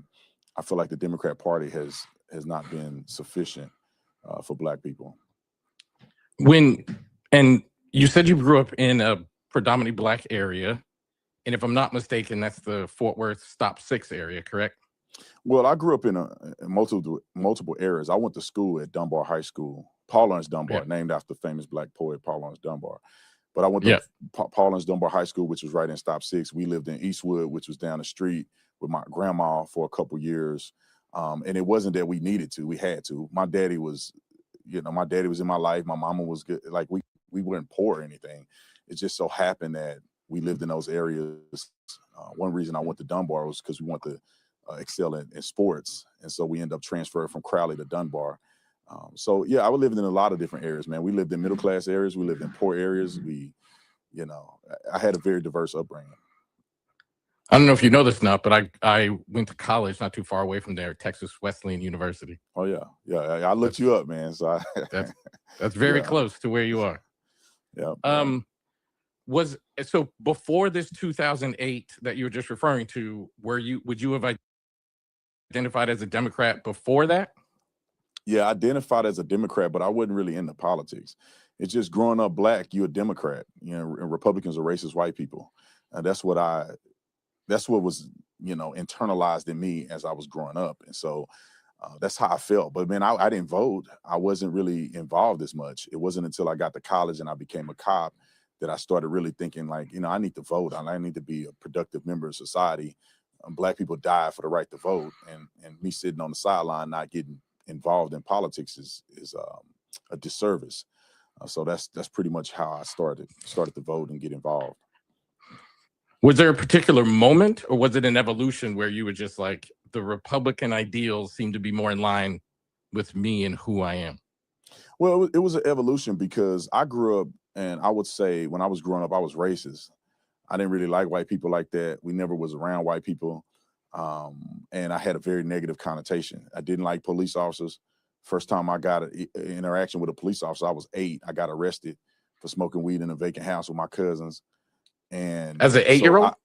8-year-old, yeah. I stopped smoking weed when I was 8, actually. But what year? Whoa! When did you start? Probably around when I was 6, 7, smoking weed with my cousins. All right. And all right, so you stop at 8. Okay. Because I got arrested and we went to juvenile. We didn't spend a lot of time in there, but we ended up getting arrested, went to juvenile detention. We stayed there for the majority of the day. My daddy came in there like he was in the WWE saying he's gonna kill us and everything. And that changed my life. It's a whole story around that because, anyway, moving forward. So I grew up with that perspective. And when I left high school, went to college, I had an opportunity to be around white people in real life. And I realized that, wait a minute, I don't think white people are as racist or as punitive towards black people. It appears to me when I was in college, they didn't even care. It was a non-starter of racism when I went to the University of Arizona. It was nothing there. And so I began to realize, whoa, the world is bigger. Things are much different. I've been in an isolated box being taught something that I think is not really reality. And I got saved, and then I quit worrying about race. Race became irrelevant when I got saved. When I gave my life to Christ, I don't only look at people based on the color of their skin. I look at people based on their character. I look at people based on who they are, who they present themselves to be. I believe that we're all God's children and that the color of your skin is irrelevant.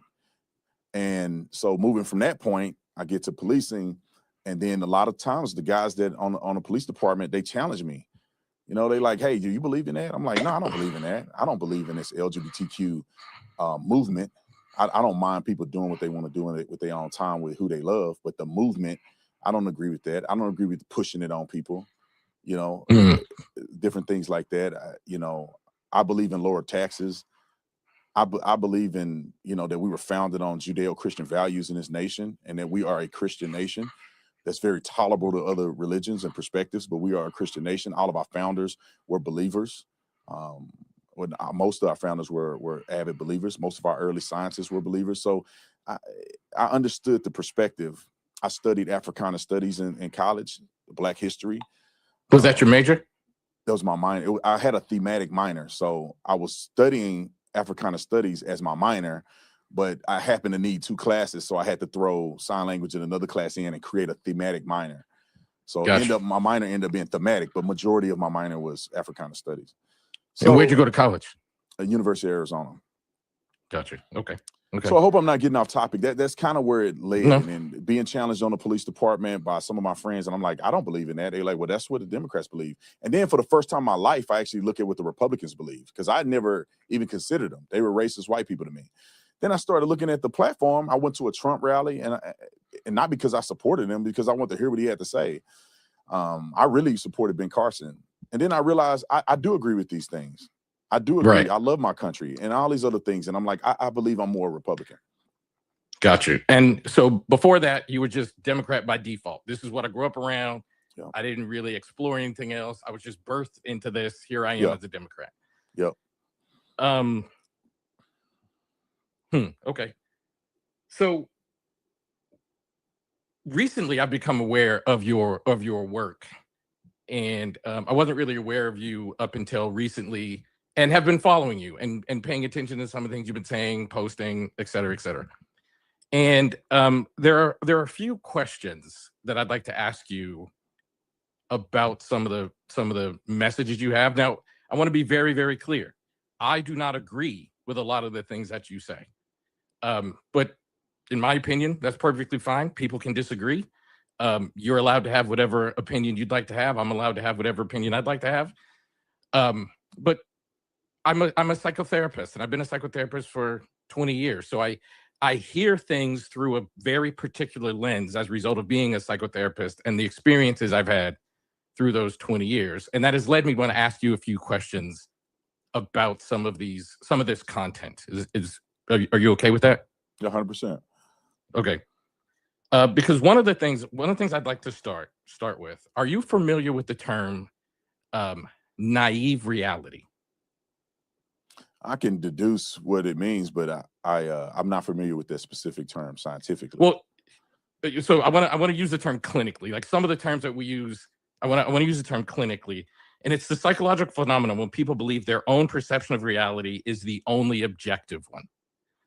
So when I watch you, and particularly on like the Jubilee interview, for example, and someone gives you data, you often respond with your own subjective reality. And it made me want to ask you, what do you think of the idea of naive of the idea of the concept naive reality? Now, naive reality, I don't mean to call you naive, like that's why I want to be clear. I'm using the clinical label, like that's the word that we use. Yeah, I get it. I don't agree that I live in that reality. I think I'm pretty practical. When someone's giving me statistical data points that's unverified, I can't just run with it just because they said it.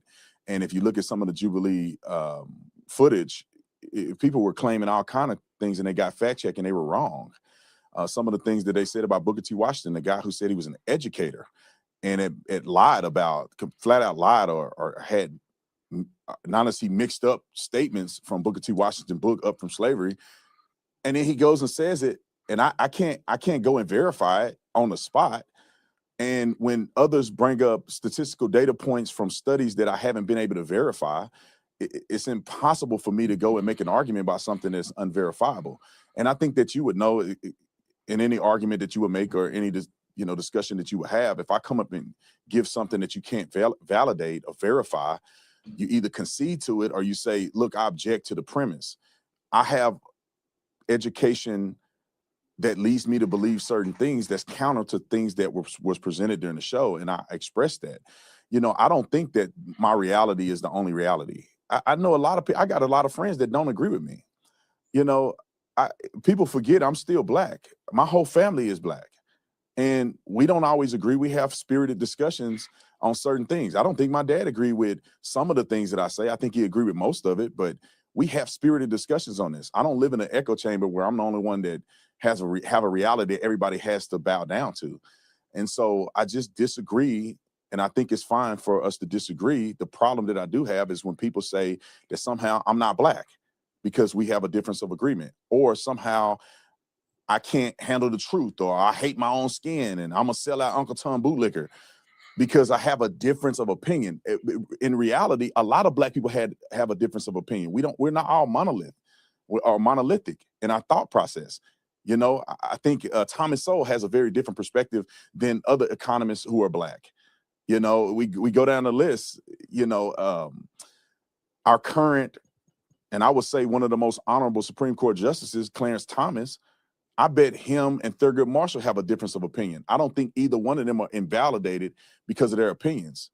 And so that's the point that I have contention with.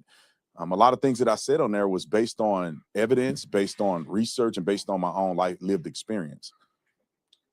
So you said earlier that when someone presents you with data that you can't verify, it's hard to argue with, correct? Did I catch that right? It's not fair to make a debate argument on unverified data because you're arguing from a false premise. So I can't concede to something and I haven't verified, because people do lie and people do tell half truths, and I haven't had a chance to evaluate the study, right? If you gave me a study and I haven't been able to look at it or verify it, how then will I give you a fair enough argument in return? So I don't want to argue something that I haven't been able to verify. And most of those individuals were just making up stuff. So how would you be able to determine if someone is somebody that you could listen to versus not? Like, for example, I'm a very credible psychotherapist. I've been trained. I've been doing this a long time.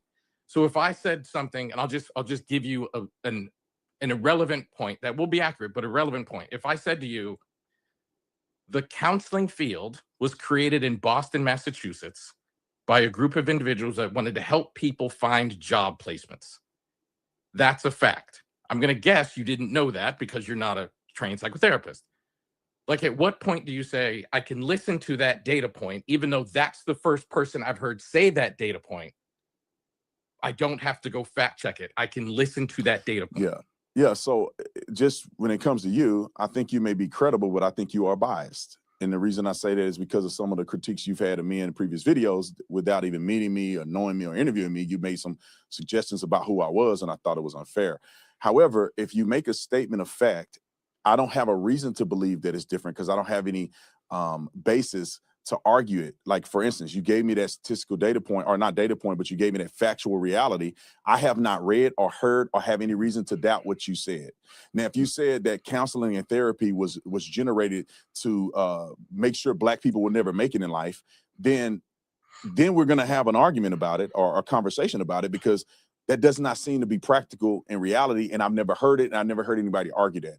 So I may push back on it. That doesn't mean that you can't prove me wrong. It's just that some things I may push back if it sounds nonsensical or not rooted in reality. But see, that's where I think the term naive reality fits here, because I might say something like, and I'll go with your example. I might say the field of therapy and counseling was created to hold Black people back. And you might say, that seems nonsensical to me, without acknowledging my expertise for being in that space. Like, I am in a position to say that as a fact, even if it seems contrarian to what you would have thought. Well, Elliot, think about this. I'm a former police officer. I did the job for many years. I'm very proficient at what I did. Many commendations, you know, you can go down, so on and so forth. You can ask anybody who ever worked with me. I was a very good police officer. Just because I'm a police officer don't mean that everything I say pertaining to law enforcement is correct. It doesn't mean that that you have to accept it as being correct. Maybe I'm wrong about some things. I'm open to that. But just because I have credentials in the field, it doesn't mean that you have to concede to everything that I say. And so I think that if I say something to you that you think is invalid, or you don't think is rooted in factual reality, or that you have contrary facts, it's okay to challenge me on it. And I don't think that you should just go off of everything I say at face value. And I'm not going to go off everything you say at face value if it contradicts what my lived experiences are and my research have shown. And then we have a debate on that. You know, like when it comes to policing in America, I mean, there's Harvard research that have been done that determined very clearly by a Black man who is now alienated. I forget his name. We can look it up. But, you know, he made a very distinct finding that there is no bias in policing against Black people disproportionately. And that person was shunned. He was Harvard educated, one of the most intelligent young men that's not even a conservative.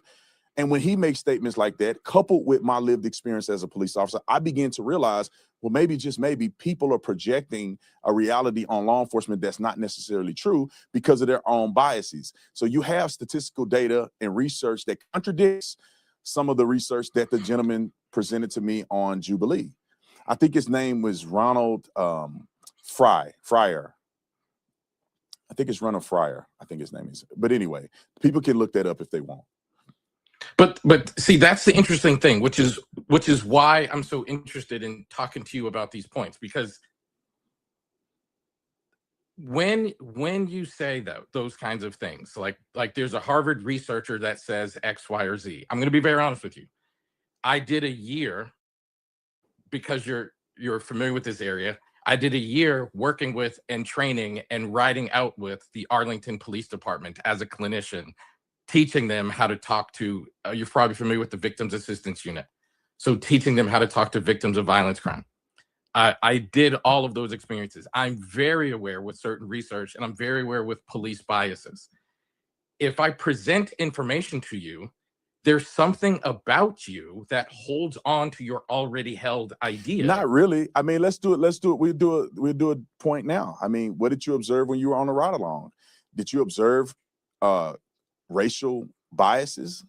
That not only did I observe it, but the police, one of the things that I really enjoyed about the Arlington Police Department was the Arlington Police Department is one of the only police departments in the state of Texas, in the Dallas-Fort Worth area. I believe there were three at the time. I don't know what there is now, but it's one of the only police departments in this area that required a bachelor's degree. So we would have very, very like intellectual conversations. And not only did I observe it, I observed police officers calling each other out on it, and I observed police officers acknowledging it and addressing it. And acknowledging racial bias in policing? 100%, yes. And can you give me an example of when you were on a ride along that this occurred? And what was the scenario? I can absolutely give you an example. Are you familiar with also I would love for you to do this, and we can do it offline. If you can give me the police officer that you rode along with, because I would love to communicate with that person, because I have never had a conversation with a cop that have made mention of some of that he witnessed or was involved in racial bias on the police department while having a ride along. But no. Okay, before I do that, I want to say clinically, you're doing the thing that we would judge clinically that I'm talking about right now. This thing that we're talking about, this night. Hold on, I'm gonna present it to me. I'm not saying that you're wrong. No, I got you. I'm gonna explain exactly what I mean in a minute. Like that's why I'm happy to do this. But Elliot, is it unfair for me to say I have never heard of this? Can you please give me the example that you presented? I never said you were wrong. I just said I want to hear the example. I'm going to explain the concept, and then I'm going to 100% respond to your question. Okay.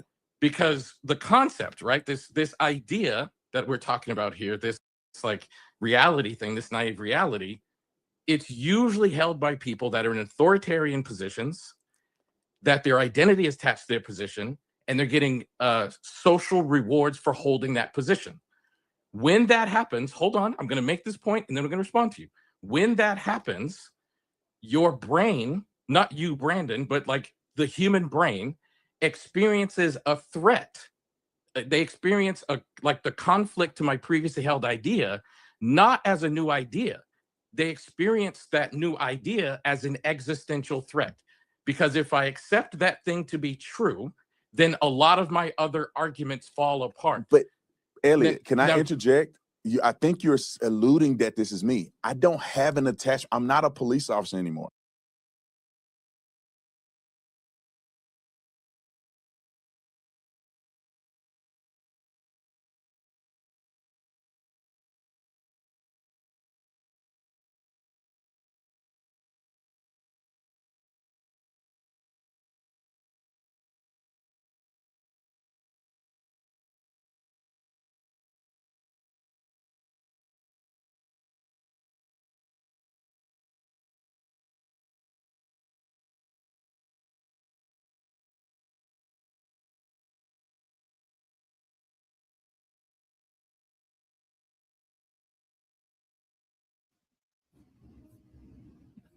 Guys, come on in. It looks like this Nolan Wells case is getting ready to break.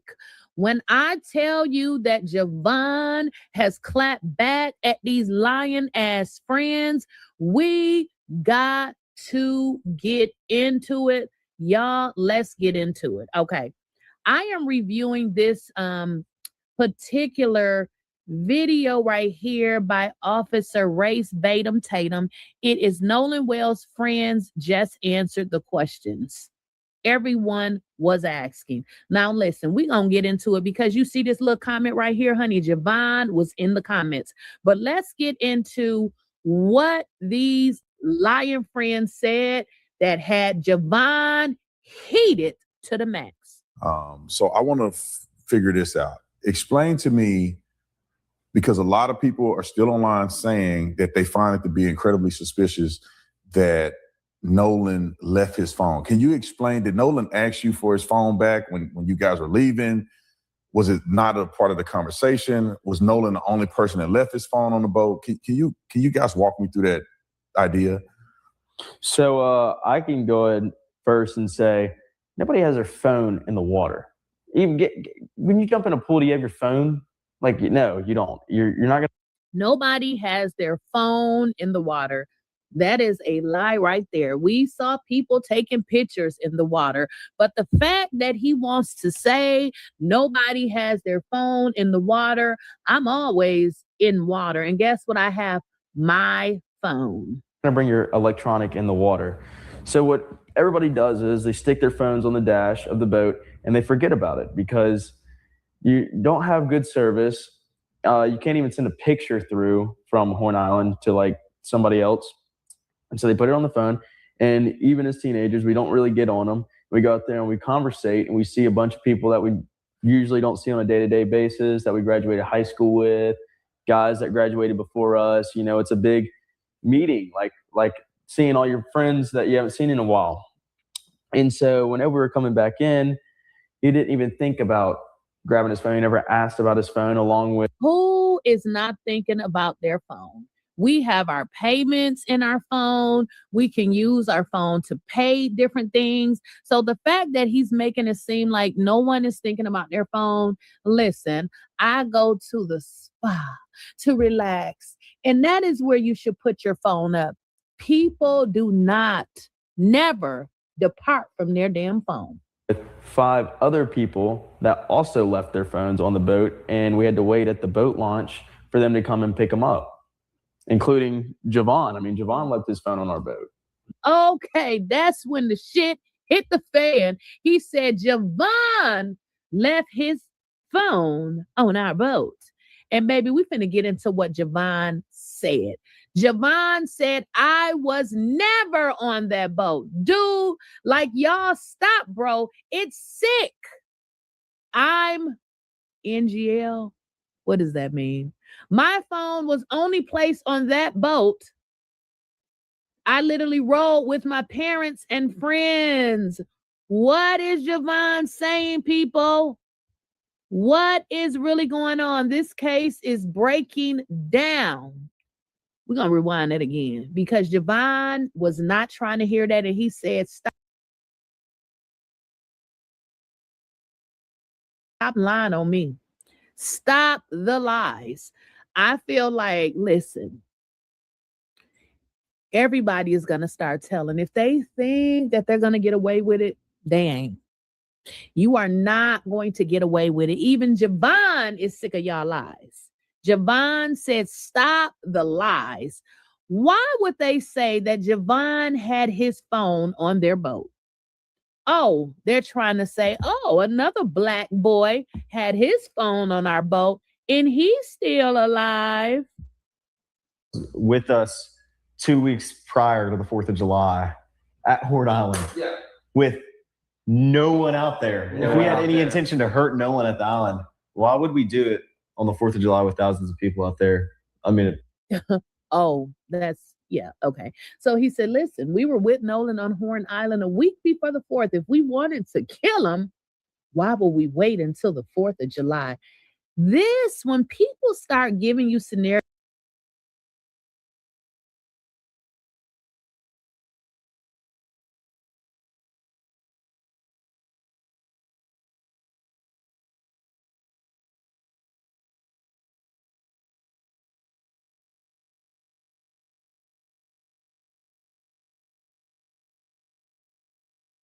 like this, that's how you know their ass is guilty, because this is not what people say. If you did it, you did it. If you didn't, you just didn't. You don't need to prove to us by giving us these weird ass white boy scenarios that we don't even believe. it's pretty clear. We literally all went out there for my buddy's birthday, and Nolan was with a whole group of people like we were with on the 4th. So, I mean, that's. Yeah, and it was on like a Wednesday. It's not like Nobody this was is. out It's there, not like yeah. this is just like a random like occasion. No, we do this all the time, yeah. and not even just Horn Island, but Nolan's on the boat with us all the time. We all go on the boat. We all do things together like this. So, I want to get to some pointed questions about the phone situation, because I think last time, Warren, when you and I talked or spoke, you weren't at the house when the phone was recovered. So I want to figure this out. Explain to me, because a lot of people are still online saying that they find it to be incredibly suspicious that Nolan left his phone. Can you explain, did Nolan ask you for his phone back when you guys were leaving?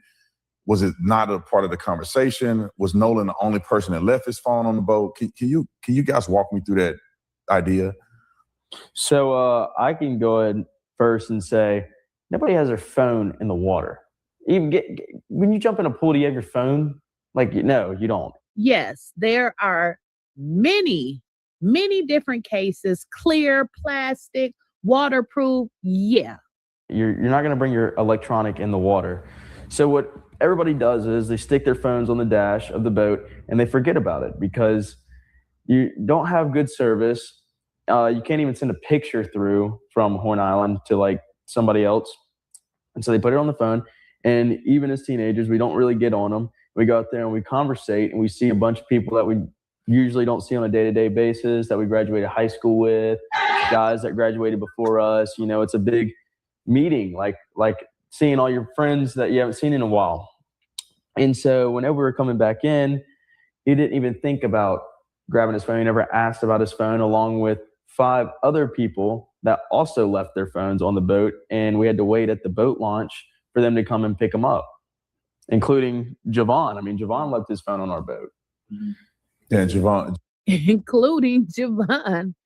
Javon left his phone on their boat. That's according to them. That's not what Javon said. Javon is one of the guys in the friend group.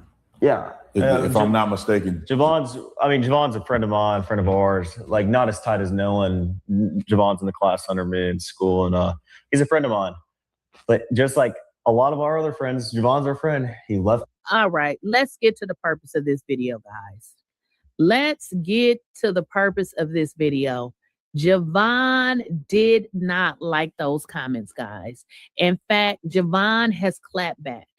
And this is what he said. He pretty much called these guys liars.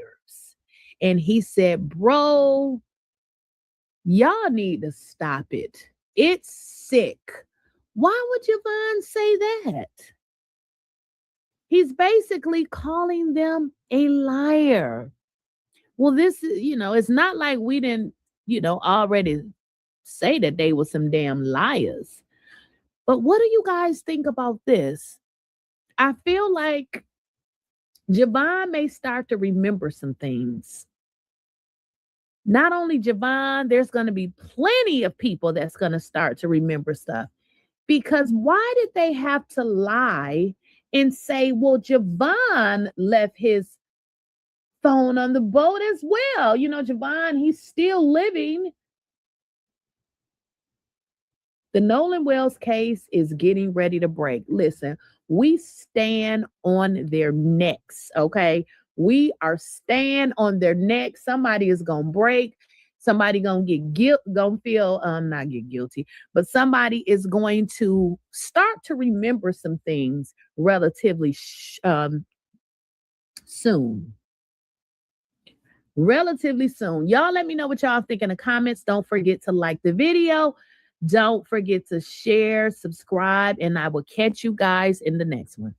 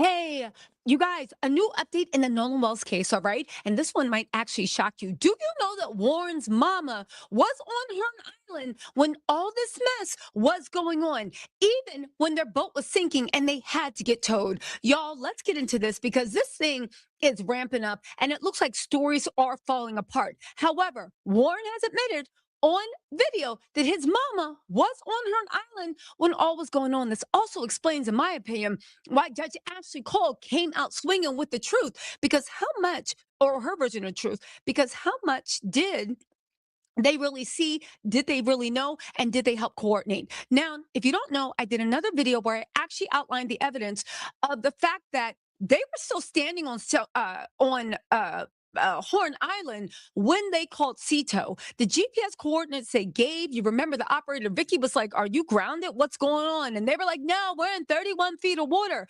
However, their own GPS that pings right from the boat whenever it moves shows that they arrived at 11:15 a.m. and they left Horn Island at exactly 4:31 p.m. It's the next time that it moved. It was stationary that whole time. However, the Cito call, according to all the records, happened at 4 p.m. There is a 30-minute gap, which means when they called Cito, those coordinates they gave Vicky, where she said, "Are you grounded?" were correct coordinates. Again, how'd you call Cito saying you were drowning? Your grandfather said cancel the call, this, that, and the third, which calls into question about Bart's boat and the pictures and the timestamps where they showed the rescue. Now, you can get more information in the other video because it does get more intense, but let's get into what Nerdy Pink Panther has to say. She does a good job of collecting all the screenshots, right? So you guys don't just have to take my word on it, but let's listen to what she has to say, and then we're going to get into some analysis. However, I am going to highlight the part where Warren admits that his mama was on the island also, which we got to ask about the fourth boat. We got to ask about a lot. With no further ado, let's look at Nolan Wells' supposed friends' stories just completely fall apart. All right. I told y'all that Jax was the ringleader. I told y'all. He sat in this interview and he was telling stories about shit that he wasn't even there to witness. So let's break down some of the stuff that I heard in this interview. Let's start with Warren's first phone call, because y'all will remember that Warren said that he was over at Ava's house for that 4th of July party when they all started realizing that Nolan was missing, and he called Miss Christine at 11 o'clock. One of the first things I told Miss Christine Wells in the first phone call that ever occurred with anything to do with Nolan Wells being gone, because I was the first person to call Miss Christine about anything. First phone call, anything to do with Nolan Wells, was me making a phone call to Christine Wells. And one of the first things I said to her, with multiple witnesses here, pull up the phone call if you want. She said, "Oh, well, Nolan's location is with y'all at, where the house we were at." And I was like, "Well, no, he left his phone with us. I told her this." Yesterday, the same time that this interview came out, Christine Wells said this. 360 says that he's on land, and he was like, "Well, no, I mean, when we have his phone." So both versions of the story say that Warren didn't tell her about the phone until after she confronted him with the 360. Now, I want to go a step further and just interject. Not only did Christine was blowing up Nolan's phone because Nolan's aunt was like, "How come Nolan hasn't texted us?" Because apparently Nolan is super close to his family, right? In any case, the last time Christine called was at 10:48 p.m. Warren then called her at about 11 or 11:07. I think that they actually called her because they realized that her calls were getting more frantic and she wasn't going to stop. But let's continue. Warren tells Miss Christine that he knows somebody in the Coast Guard and that he's going to call them, which is very fucking different than calling the Coast Guard, which absolutely explains why the Coast Guard came out and said at first that they had not received a call from the kids that night. The Coast Guard's initial statement said they weren't informed until 12:30. Then the Coast Guard later changed their story and said, "Oh wait, actually we did." And it seems to me that that first call was most likely an off the record to a friend kind of deal, which means these people freaked out and didn't call the Coast Guard until after all these people showed up at Jax's house. Keep in mind, these people showed up at Jax's house were Javon, Javon's mom. They said about 7 guys and 2 girls, and they were literally, basically, they said they barged in and demanded Nolan's phone, and it took about 20 minutes for them to produce the phone. Also, keep in mind that even though Warren was like, "Yo, don't worry, we're gonna handle it," Christine was like, "Oh no." And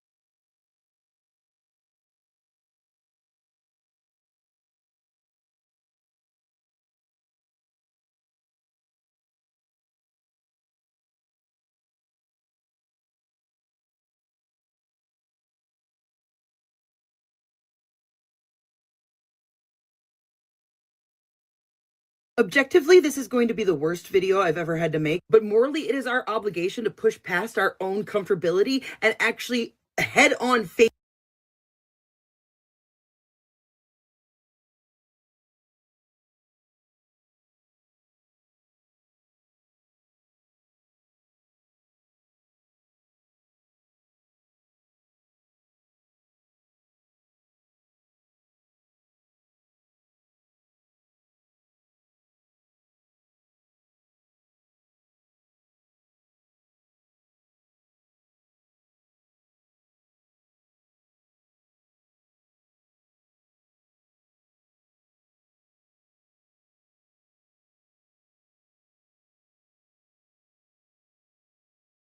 Not only have I found more evidence of a 4th boat, not only have I found a lie in their timeline, but I have also discovered a deep political connection, not only to a former governor of Mississippi, but to Turning Point USA. So first off, this picture has surfaced in which it's clearly the group of boats a little bit further out in the water altogether. Now here's what is supposedly Bart's boat. We can see the Garmin on top, can confirm this black boat from this other picture. We can see Wyatt's Triton right here.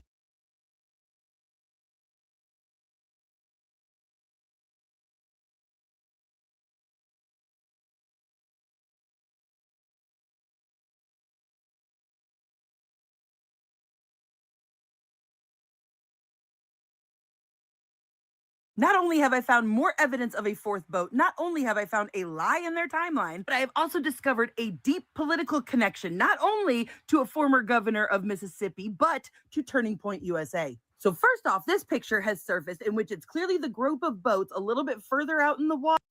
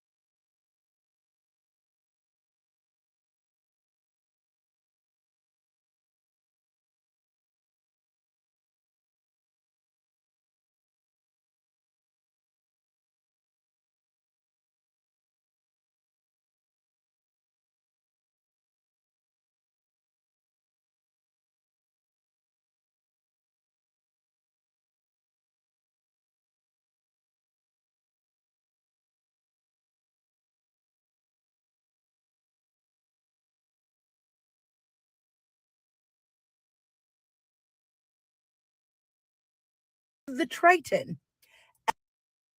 All right, I don't want to leave you guys hanging, so why don't I just try and post this picture of the bow of the Triton, and let's see if you guys see what I see. Right here and right here. There's two of them. And look how deep they go.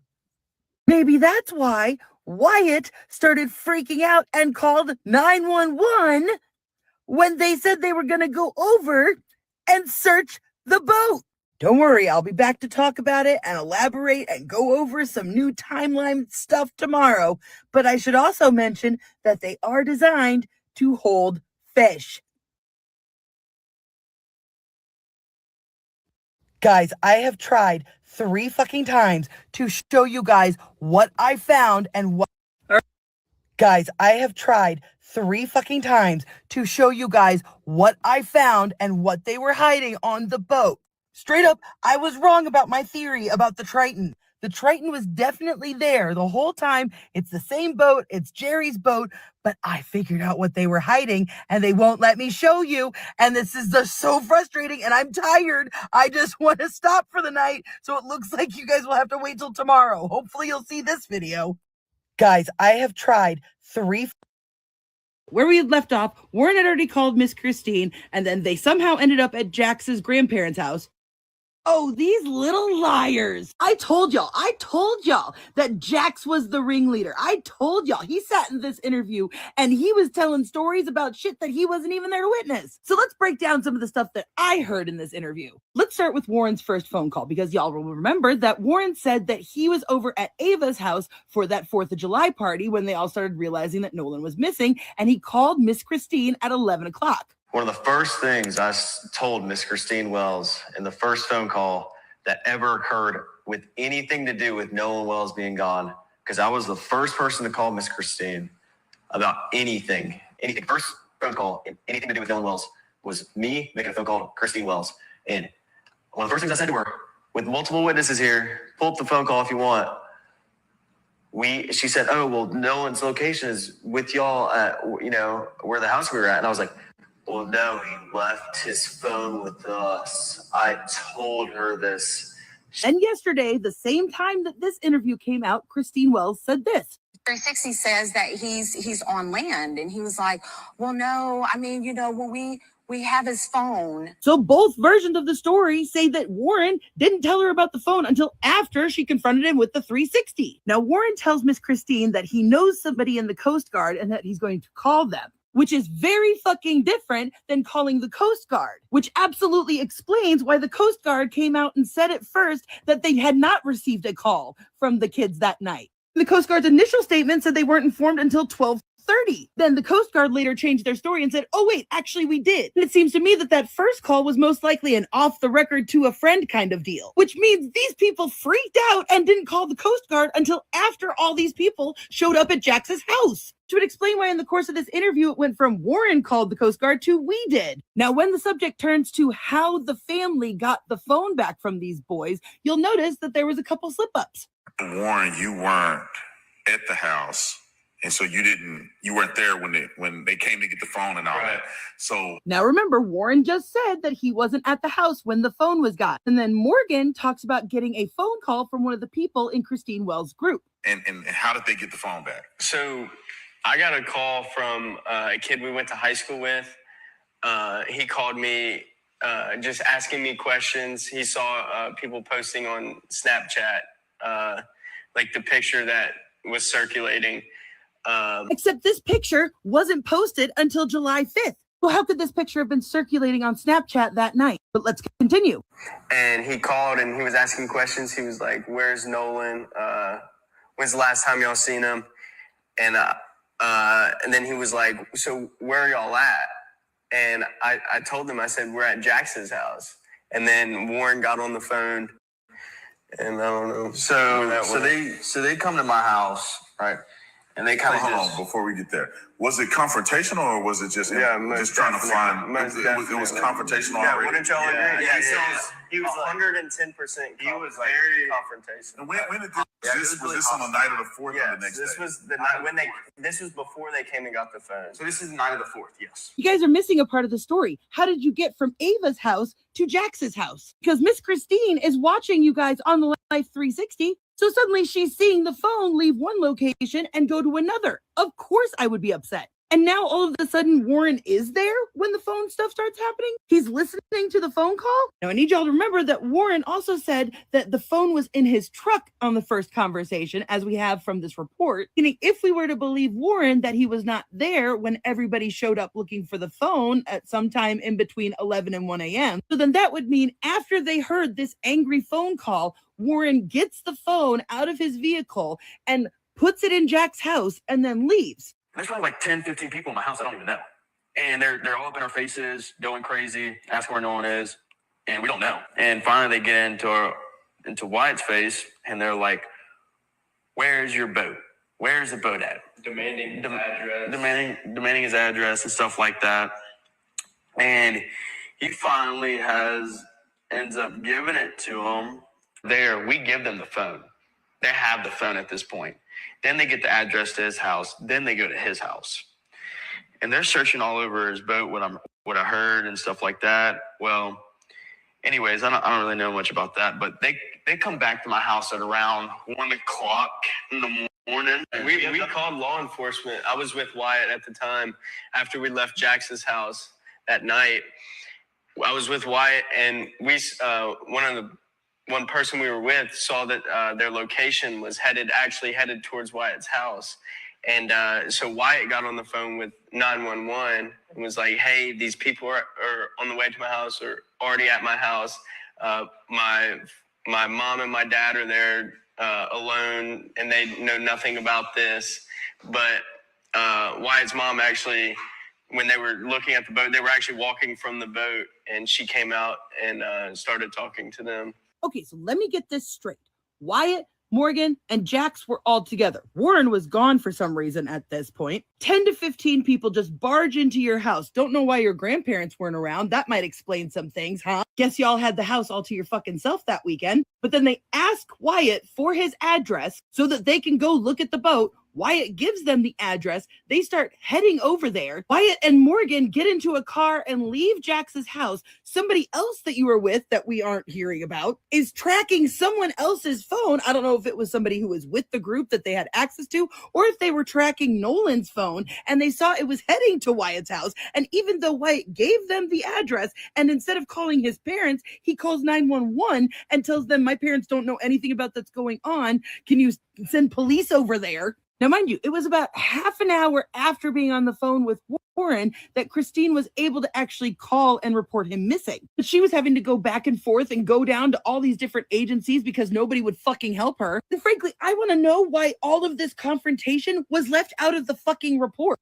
Like, if this family had to be removed from 2 different properties by the police, why is there no record of that? And in fact, it wasn't until after these confrontations that MDMR and Ocean Springs Police apparently had their little conversations about who was going to be taking over the case. Because remember, the Jackson County Sheriff Lieutenant told them that deputies had spoken with several friends that had traveled to the island on the vessel with Nolan, and that when they were left, he was in the company of an unknown female. So now, even though Warren had supposedly called the Coast Guard, all these family members are telling the police that the kid is missing. These are the people that last saw them. They're all like, "We last saw him on the island." Still, the deputies said that they did not have reason to believe that there was any water-related exigencies or emergencies. Don't worry, y'all. I've got a lot fucking more to say about this stuff. So come back for part 2. I'm going to be immediately recording it because Warren fucked up pretty badly in this interview, and I'll show you why.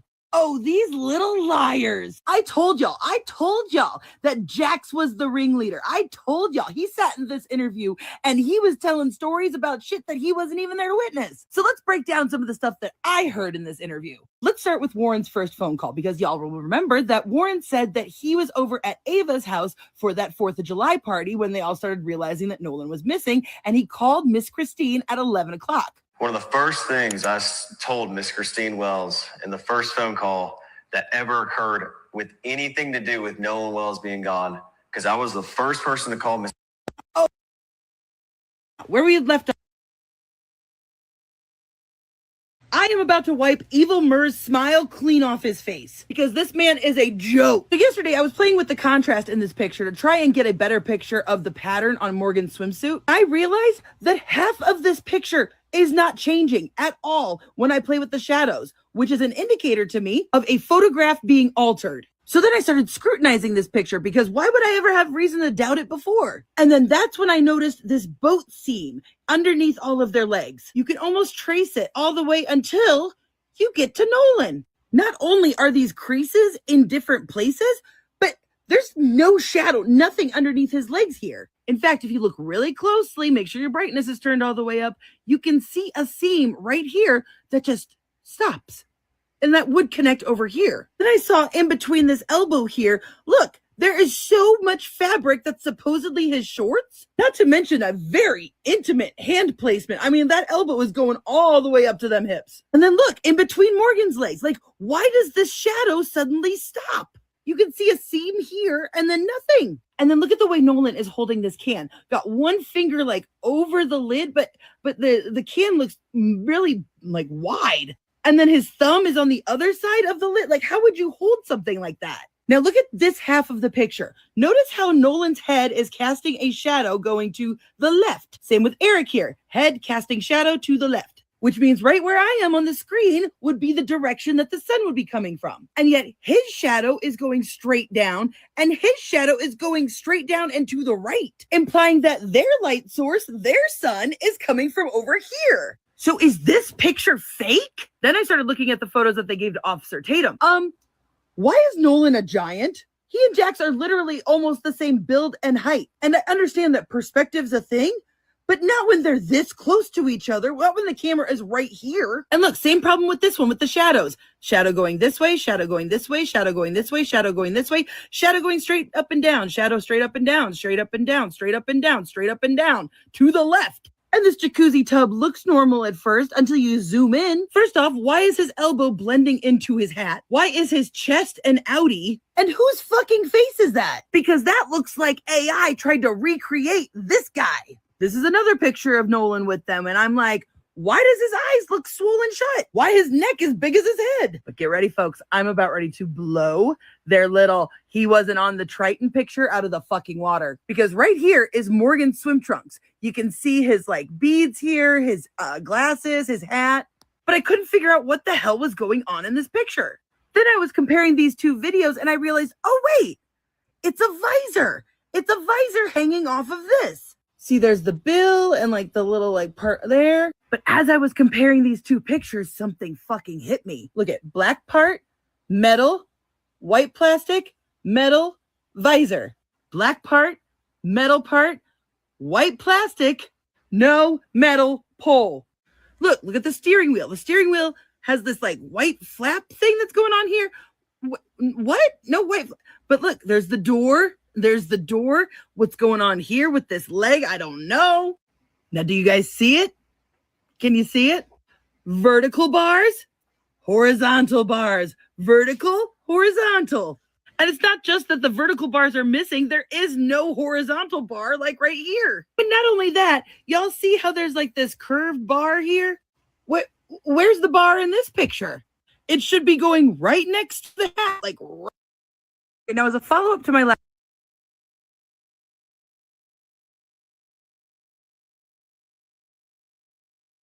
folks, I have really outdone myself because I'm sure you're here wanting my take on part 2 of the interview, but we're not going to talk about that. Trust me, you're gonna want to be sad. Thanks to this interview, I was able to finally, definitively put faces and names together, and then it hit me. We now know for sure that this is Jax, and now we know for sure that this is Morgan. He's literally wearing the same hat and the exact same armbands. So why aren't they on the Triton?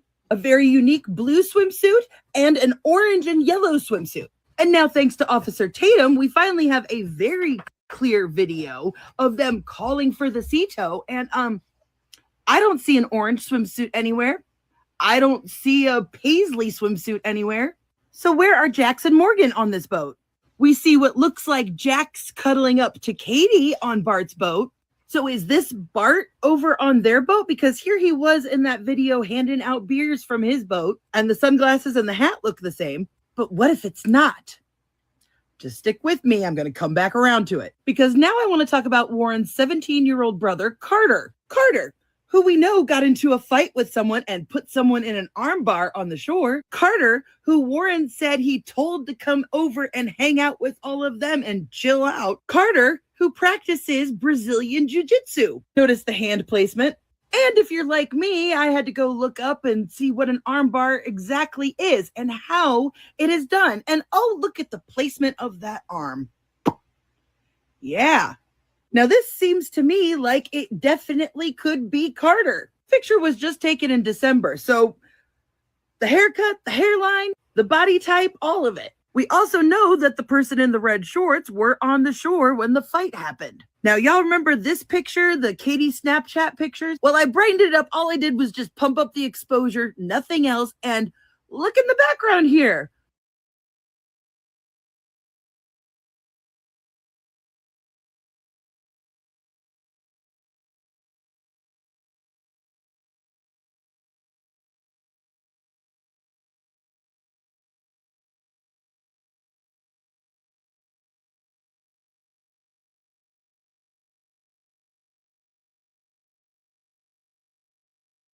Oh, red shorts, just like I said. Lighter colored hair with a very familiar looking back of the neck.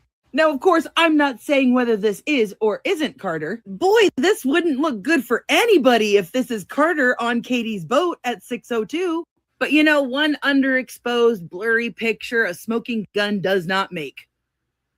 Unless somebody with a very unique haircut and a very distinct piece of jewelry happens to show up in one of these pictures. Because Mullet Boy here has always bothered me because for some reason, he's wearing what looks like jeans. Not saying they are jeans, just can't definitively prove one way or the other whether they are or not, or if it's just the design of the swim trunks. When I went back through some of the photos I had collected of Bart Jr. to try and figure out if this was him or not, I found this picture I had archived. Thanks to the tattoo in this picture, which is the reason I screen grabbed it, that's why I'm like, I don't think this is Bart, because I feel like I would see the tattoo there, but and mind you, this picture is a couple of years old, but I just kind of wanted a timeline for this tattoo for identification purposes. And then I stopped getting distracted by the tattoo on his arm, and I looked at the bracelet on his wrist. Pretty unique set of bracelets, right?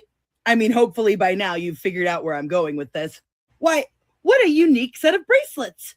So between the mullet and these bracelets, someone may come to the conclusion that Katie and Bart were on a boat together. Maybe not Bart's boat, because after all, they're claiming that this boat belonged to a Marty McGrath, who's the one who came and got people. But if that's Bart here, then who was driving Bart's boat? Did you guys know that Bart has a younger brother? Very similar looking, but I'll tell you what, very different jawlines. Almost like the jawline of this person on the Triton. And guess what his brother's name is?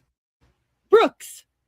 Now, where have I heard that before? Hasn't somebody talked about my buddy Brooks in previous interviews? I always said the whole we called Bart that morning story didn't make fucking sense. I have a theory that I'm flushing out. But thanks for doing this interview, guys. Wouldn't have been able to figure this out without you.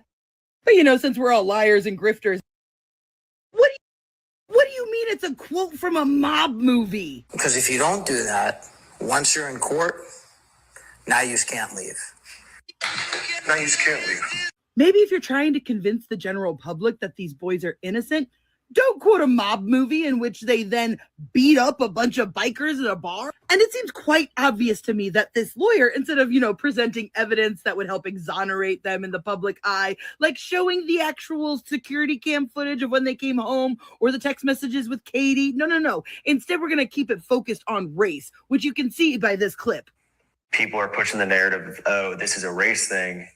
Well, obviously it's not. I mean, this is like a brother to us. I mean, Nolan's no different than anyone else in our group. I think I also want to say, I think it's so criminal that they took something so anti-racist and flipped it into something super racist. Like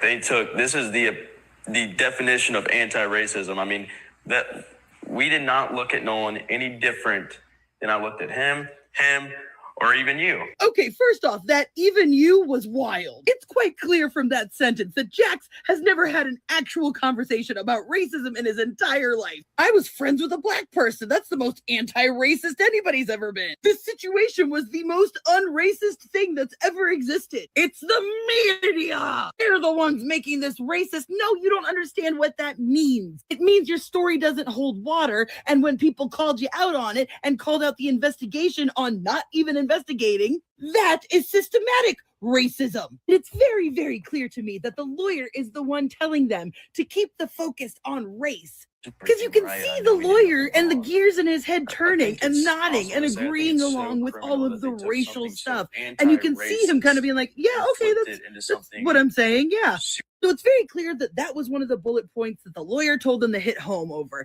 And another one was the Coast Guard. Why would I call the Coast Guard if I knew he was dead? I called the Coast Guard right away. First off, you didn't. You waited till 11 o'clock. Second, it's not like the Coast Guard searched for him that night. Warren clung to that like it was a safety raft. I think from the beginning, I'm glad that I called the Coast Guard. It would have been completely different. I'm glad I called the Coast Guard. It's like, I'm sorry, Warren, but it's actually way more suspicious that you called the Coast Guard, because first, you didn't want to call the Coast Guard when you guys were sinking. And then for some reason, you assumed that Nolan was still out on the island at 11 o'clock at night. Why wouldn't you assume that he came back with the person he was supposed to come back with and something happened to him in transit? Because no reasonable person would think that he was still out on the island, in my opinion. Because in your own words, Warren, you said you didn't talk to Katie till the next day. And then speaking of the island, the lawyer tries to say that by them going to the island and looking around, that it absolutely exonerates them and that the narrative couldn't be this, and ends it with a wild statement, mind you. People who have been sucking up way more oxygen than they're entitled to have not been to the island. I'm willing to bet that a lot of the hustlers and profiteers and liars have not been to that island, and you have to go to that island. And being at the island today was revelatory. It was really illuminating. It's a very dynamic marine environment, first of all. But when you go to the island, you see instantly that what some people want to be true, what they wish to be true, they're trying to wish it to be true. They're trying to make it true through their lies. It's actually not possible. It is a very, very long and narrow barrier island. It's basically very low sand dunes. And the particular part of the island that we're dealing with, there are no trees. It's hardly any foliage, hardly any tree cover, hardly any plants, and it's wide open. And on July 4th, there were thousands of people there. There is no possible way that anybody could have committed a murder in broad daylight. Murder? Who's saying anything about a murder? Most of us are under the assumption that an accident happened and they covered it up. All of this stuff that they keep trying to point to as evidence that they didn't do anything to him are not actually evidence. You know what is evidence? The security cam footage. Explain to us why the grandfather was the one who canceled the CETO. How about that? And what I see is just a complete lack of responsibility with these boys, because listen to this phrasing. I wish we would have never, I think about this every day. I wish we would have never went out on the 4th of July, because I know this wouldn't have happened. You see, instead of saying, I should have made sure my friend got home safely, they said, I wish we had never gone out. And I have to admit, my little antennas buzzed a little when it sounded like he was going to say, I knew this was going to happen, right? That seems like what he was going to say. It wasn't, maybe we shouldn't have been underage drinking. They literally say, we did everything right. I mean, there's not much I would change from my point of view and my friend's point of view. I think we did everything right, and I know we did nothing wrong. Those are not the words of somebody who lost their brother, their best friend a month ago. And I lost one of my closest friends in a non-suspicious way. I blamed myself, even though I hadn't even physically seen her in a couple of years. And for those of you guys saying that Jax is the one that people should press, I fully disagree. He is the one that I think is the scariest out of these interviews. Watch the way he looks at Warren during this moment. We live in a very tight-knit community, and for people to, push back and say these things when they know what Ocean Springs is like, it's really hard. And I mean, I don't think I haven't had many personal encounters, but I know being around the he felt like he was saying something to Warren. Because let's not forget, it was his grandparents' house that they all got together at. It was his grandparents' house All right, let's try recording this video for the third time. First off, what in the cosplay was this lawyer doing? As if he isn't a lawyer from New York. He's just throwing on some good old boy dog whistle clothes. What I've seen so far, this was a weird interview. From the baseball signals he was giving, watching these boys as if he was their warden, and wearing a hat advertising the law firm that you're working with is weird. But this lawyer kind of proved my point a little bit when I suspected that he wasn't going to be a very good lawyer and just was actually a bully behind the scenes. Because did y'all pick up on this? About Morgan, Jax, and Warren, I'm not going to call them untruths or half-truths or falsehoods. I'm going to call it what it is, lies. Morgan, Warren, and Jax left the island at about 4:30 p.m. What do you... All right, let's try recording this video for the third time. First, weird. But this lawyer kind of proved my point a little bit when I suspected that he wasn't going to be a very good lawyer and just was actually a bully behind the scenes. Because did y'all pick up on this? About Morgan, Jax, and Warren, I'm not going to call them untruths or half-truths or falsehoods. I'm going to call it what it is, lies. Morgan, Warren, and Jax left the island at about 4:30 p.m. That's it. Yeah, did anybody else pick up on him constantly repeating Morgan, Jax, and Warren? Morgan, Jax, and Warren are innocent. Morgan, Jax, and Warren left at 4:30. That language is intentional. He's intentionally excluding all the other people on the boat, all the other people that went to the beach. And you might notice he conveniently left out the brother in all of this. Aren't you also representing his brother? And yet you intentionally say stuff like this.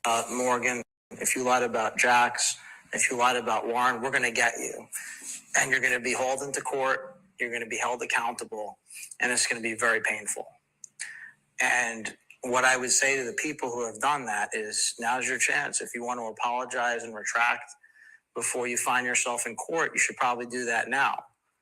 Because if you don't do that, once you're in court, now you just can't leave. You won't be able to get out of it. And we're not going to name names because there's some other folks who are doing that, and we want to be better than that. And I want to emphasize this, right? We're not here to guess. We're not here to speculate. We're only going to deal in facts, right? And here's the most important thing, right? We don't know how Nolan Wells died. No one here is saying we know. But what we do know is Morgan, Jax, and Warren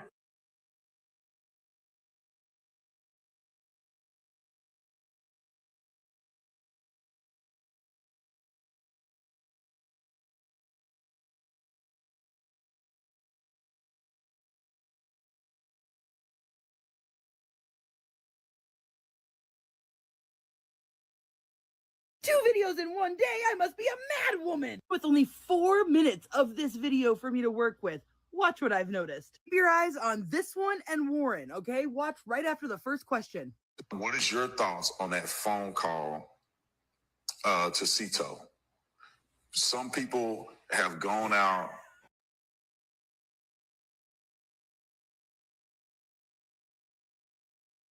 They're this close to each other. What when the camera is right here?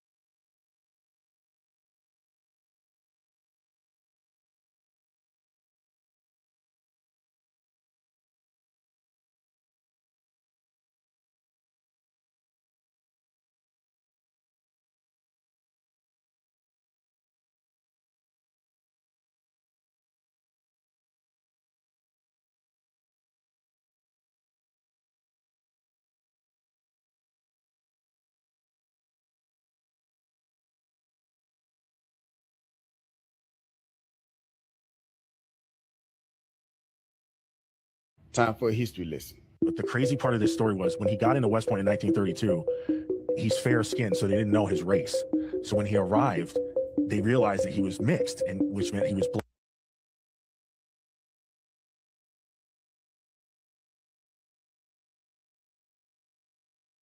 Here tonight, that's ridiculous. I know. I've been getting. I just been looking and just. Oh, we're not allowed to acknowledge them anymore. Don't say nothing. I'm just okay. Doing what I'm supposed to do. Just clip them. They want to be seen. You know, people who have.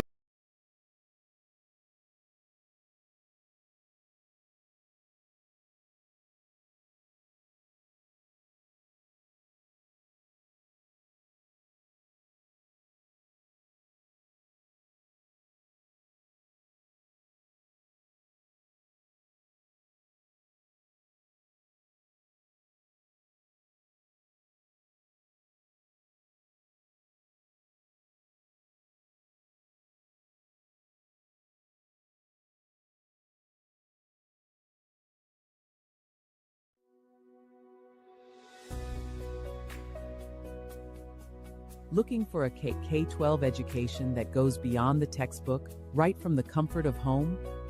Welcome to a new standard of online learning. Beyond general education, our students dive into specialized virtual labs for real-world job readiness. Genealogy lab, historical lab, civil law, and our media and public speaking lab. We prepare global citizens with immersive Spanish and French language tracks. And because we're proudly Florida-based and Step Up certified, families can access the elite education through state scholarship programs. Diverse representation, academic excellence, and career readiness, delivered entirely online, wherever you are. Secure your child's spot today. Secure your child's spot today. Visit our website to enroll.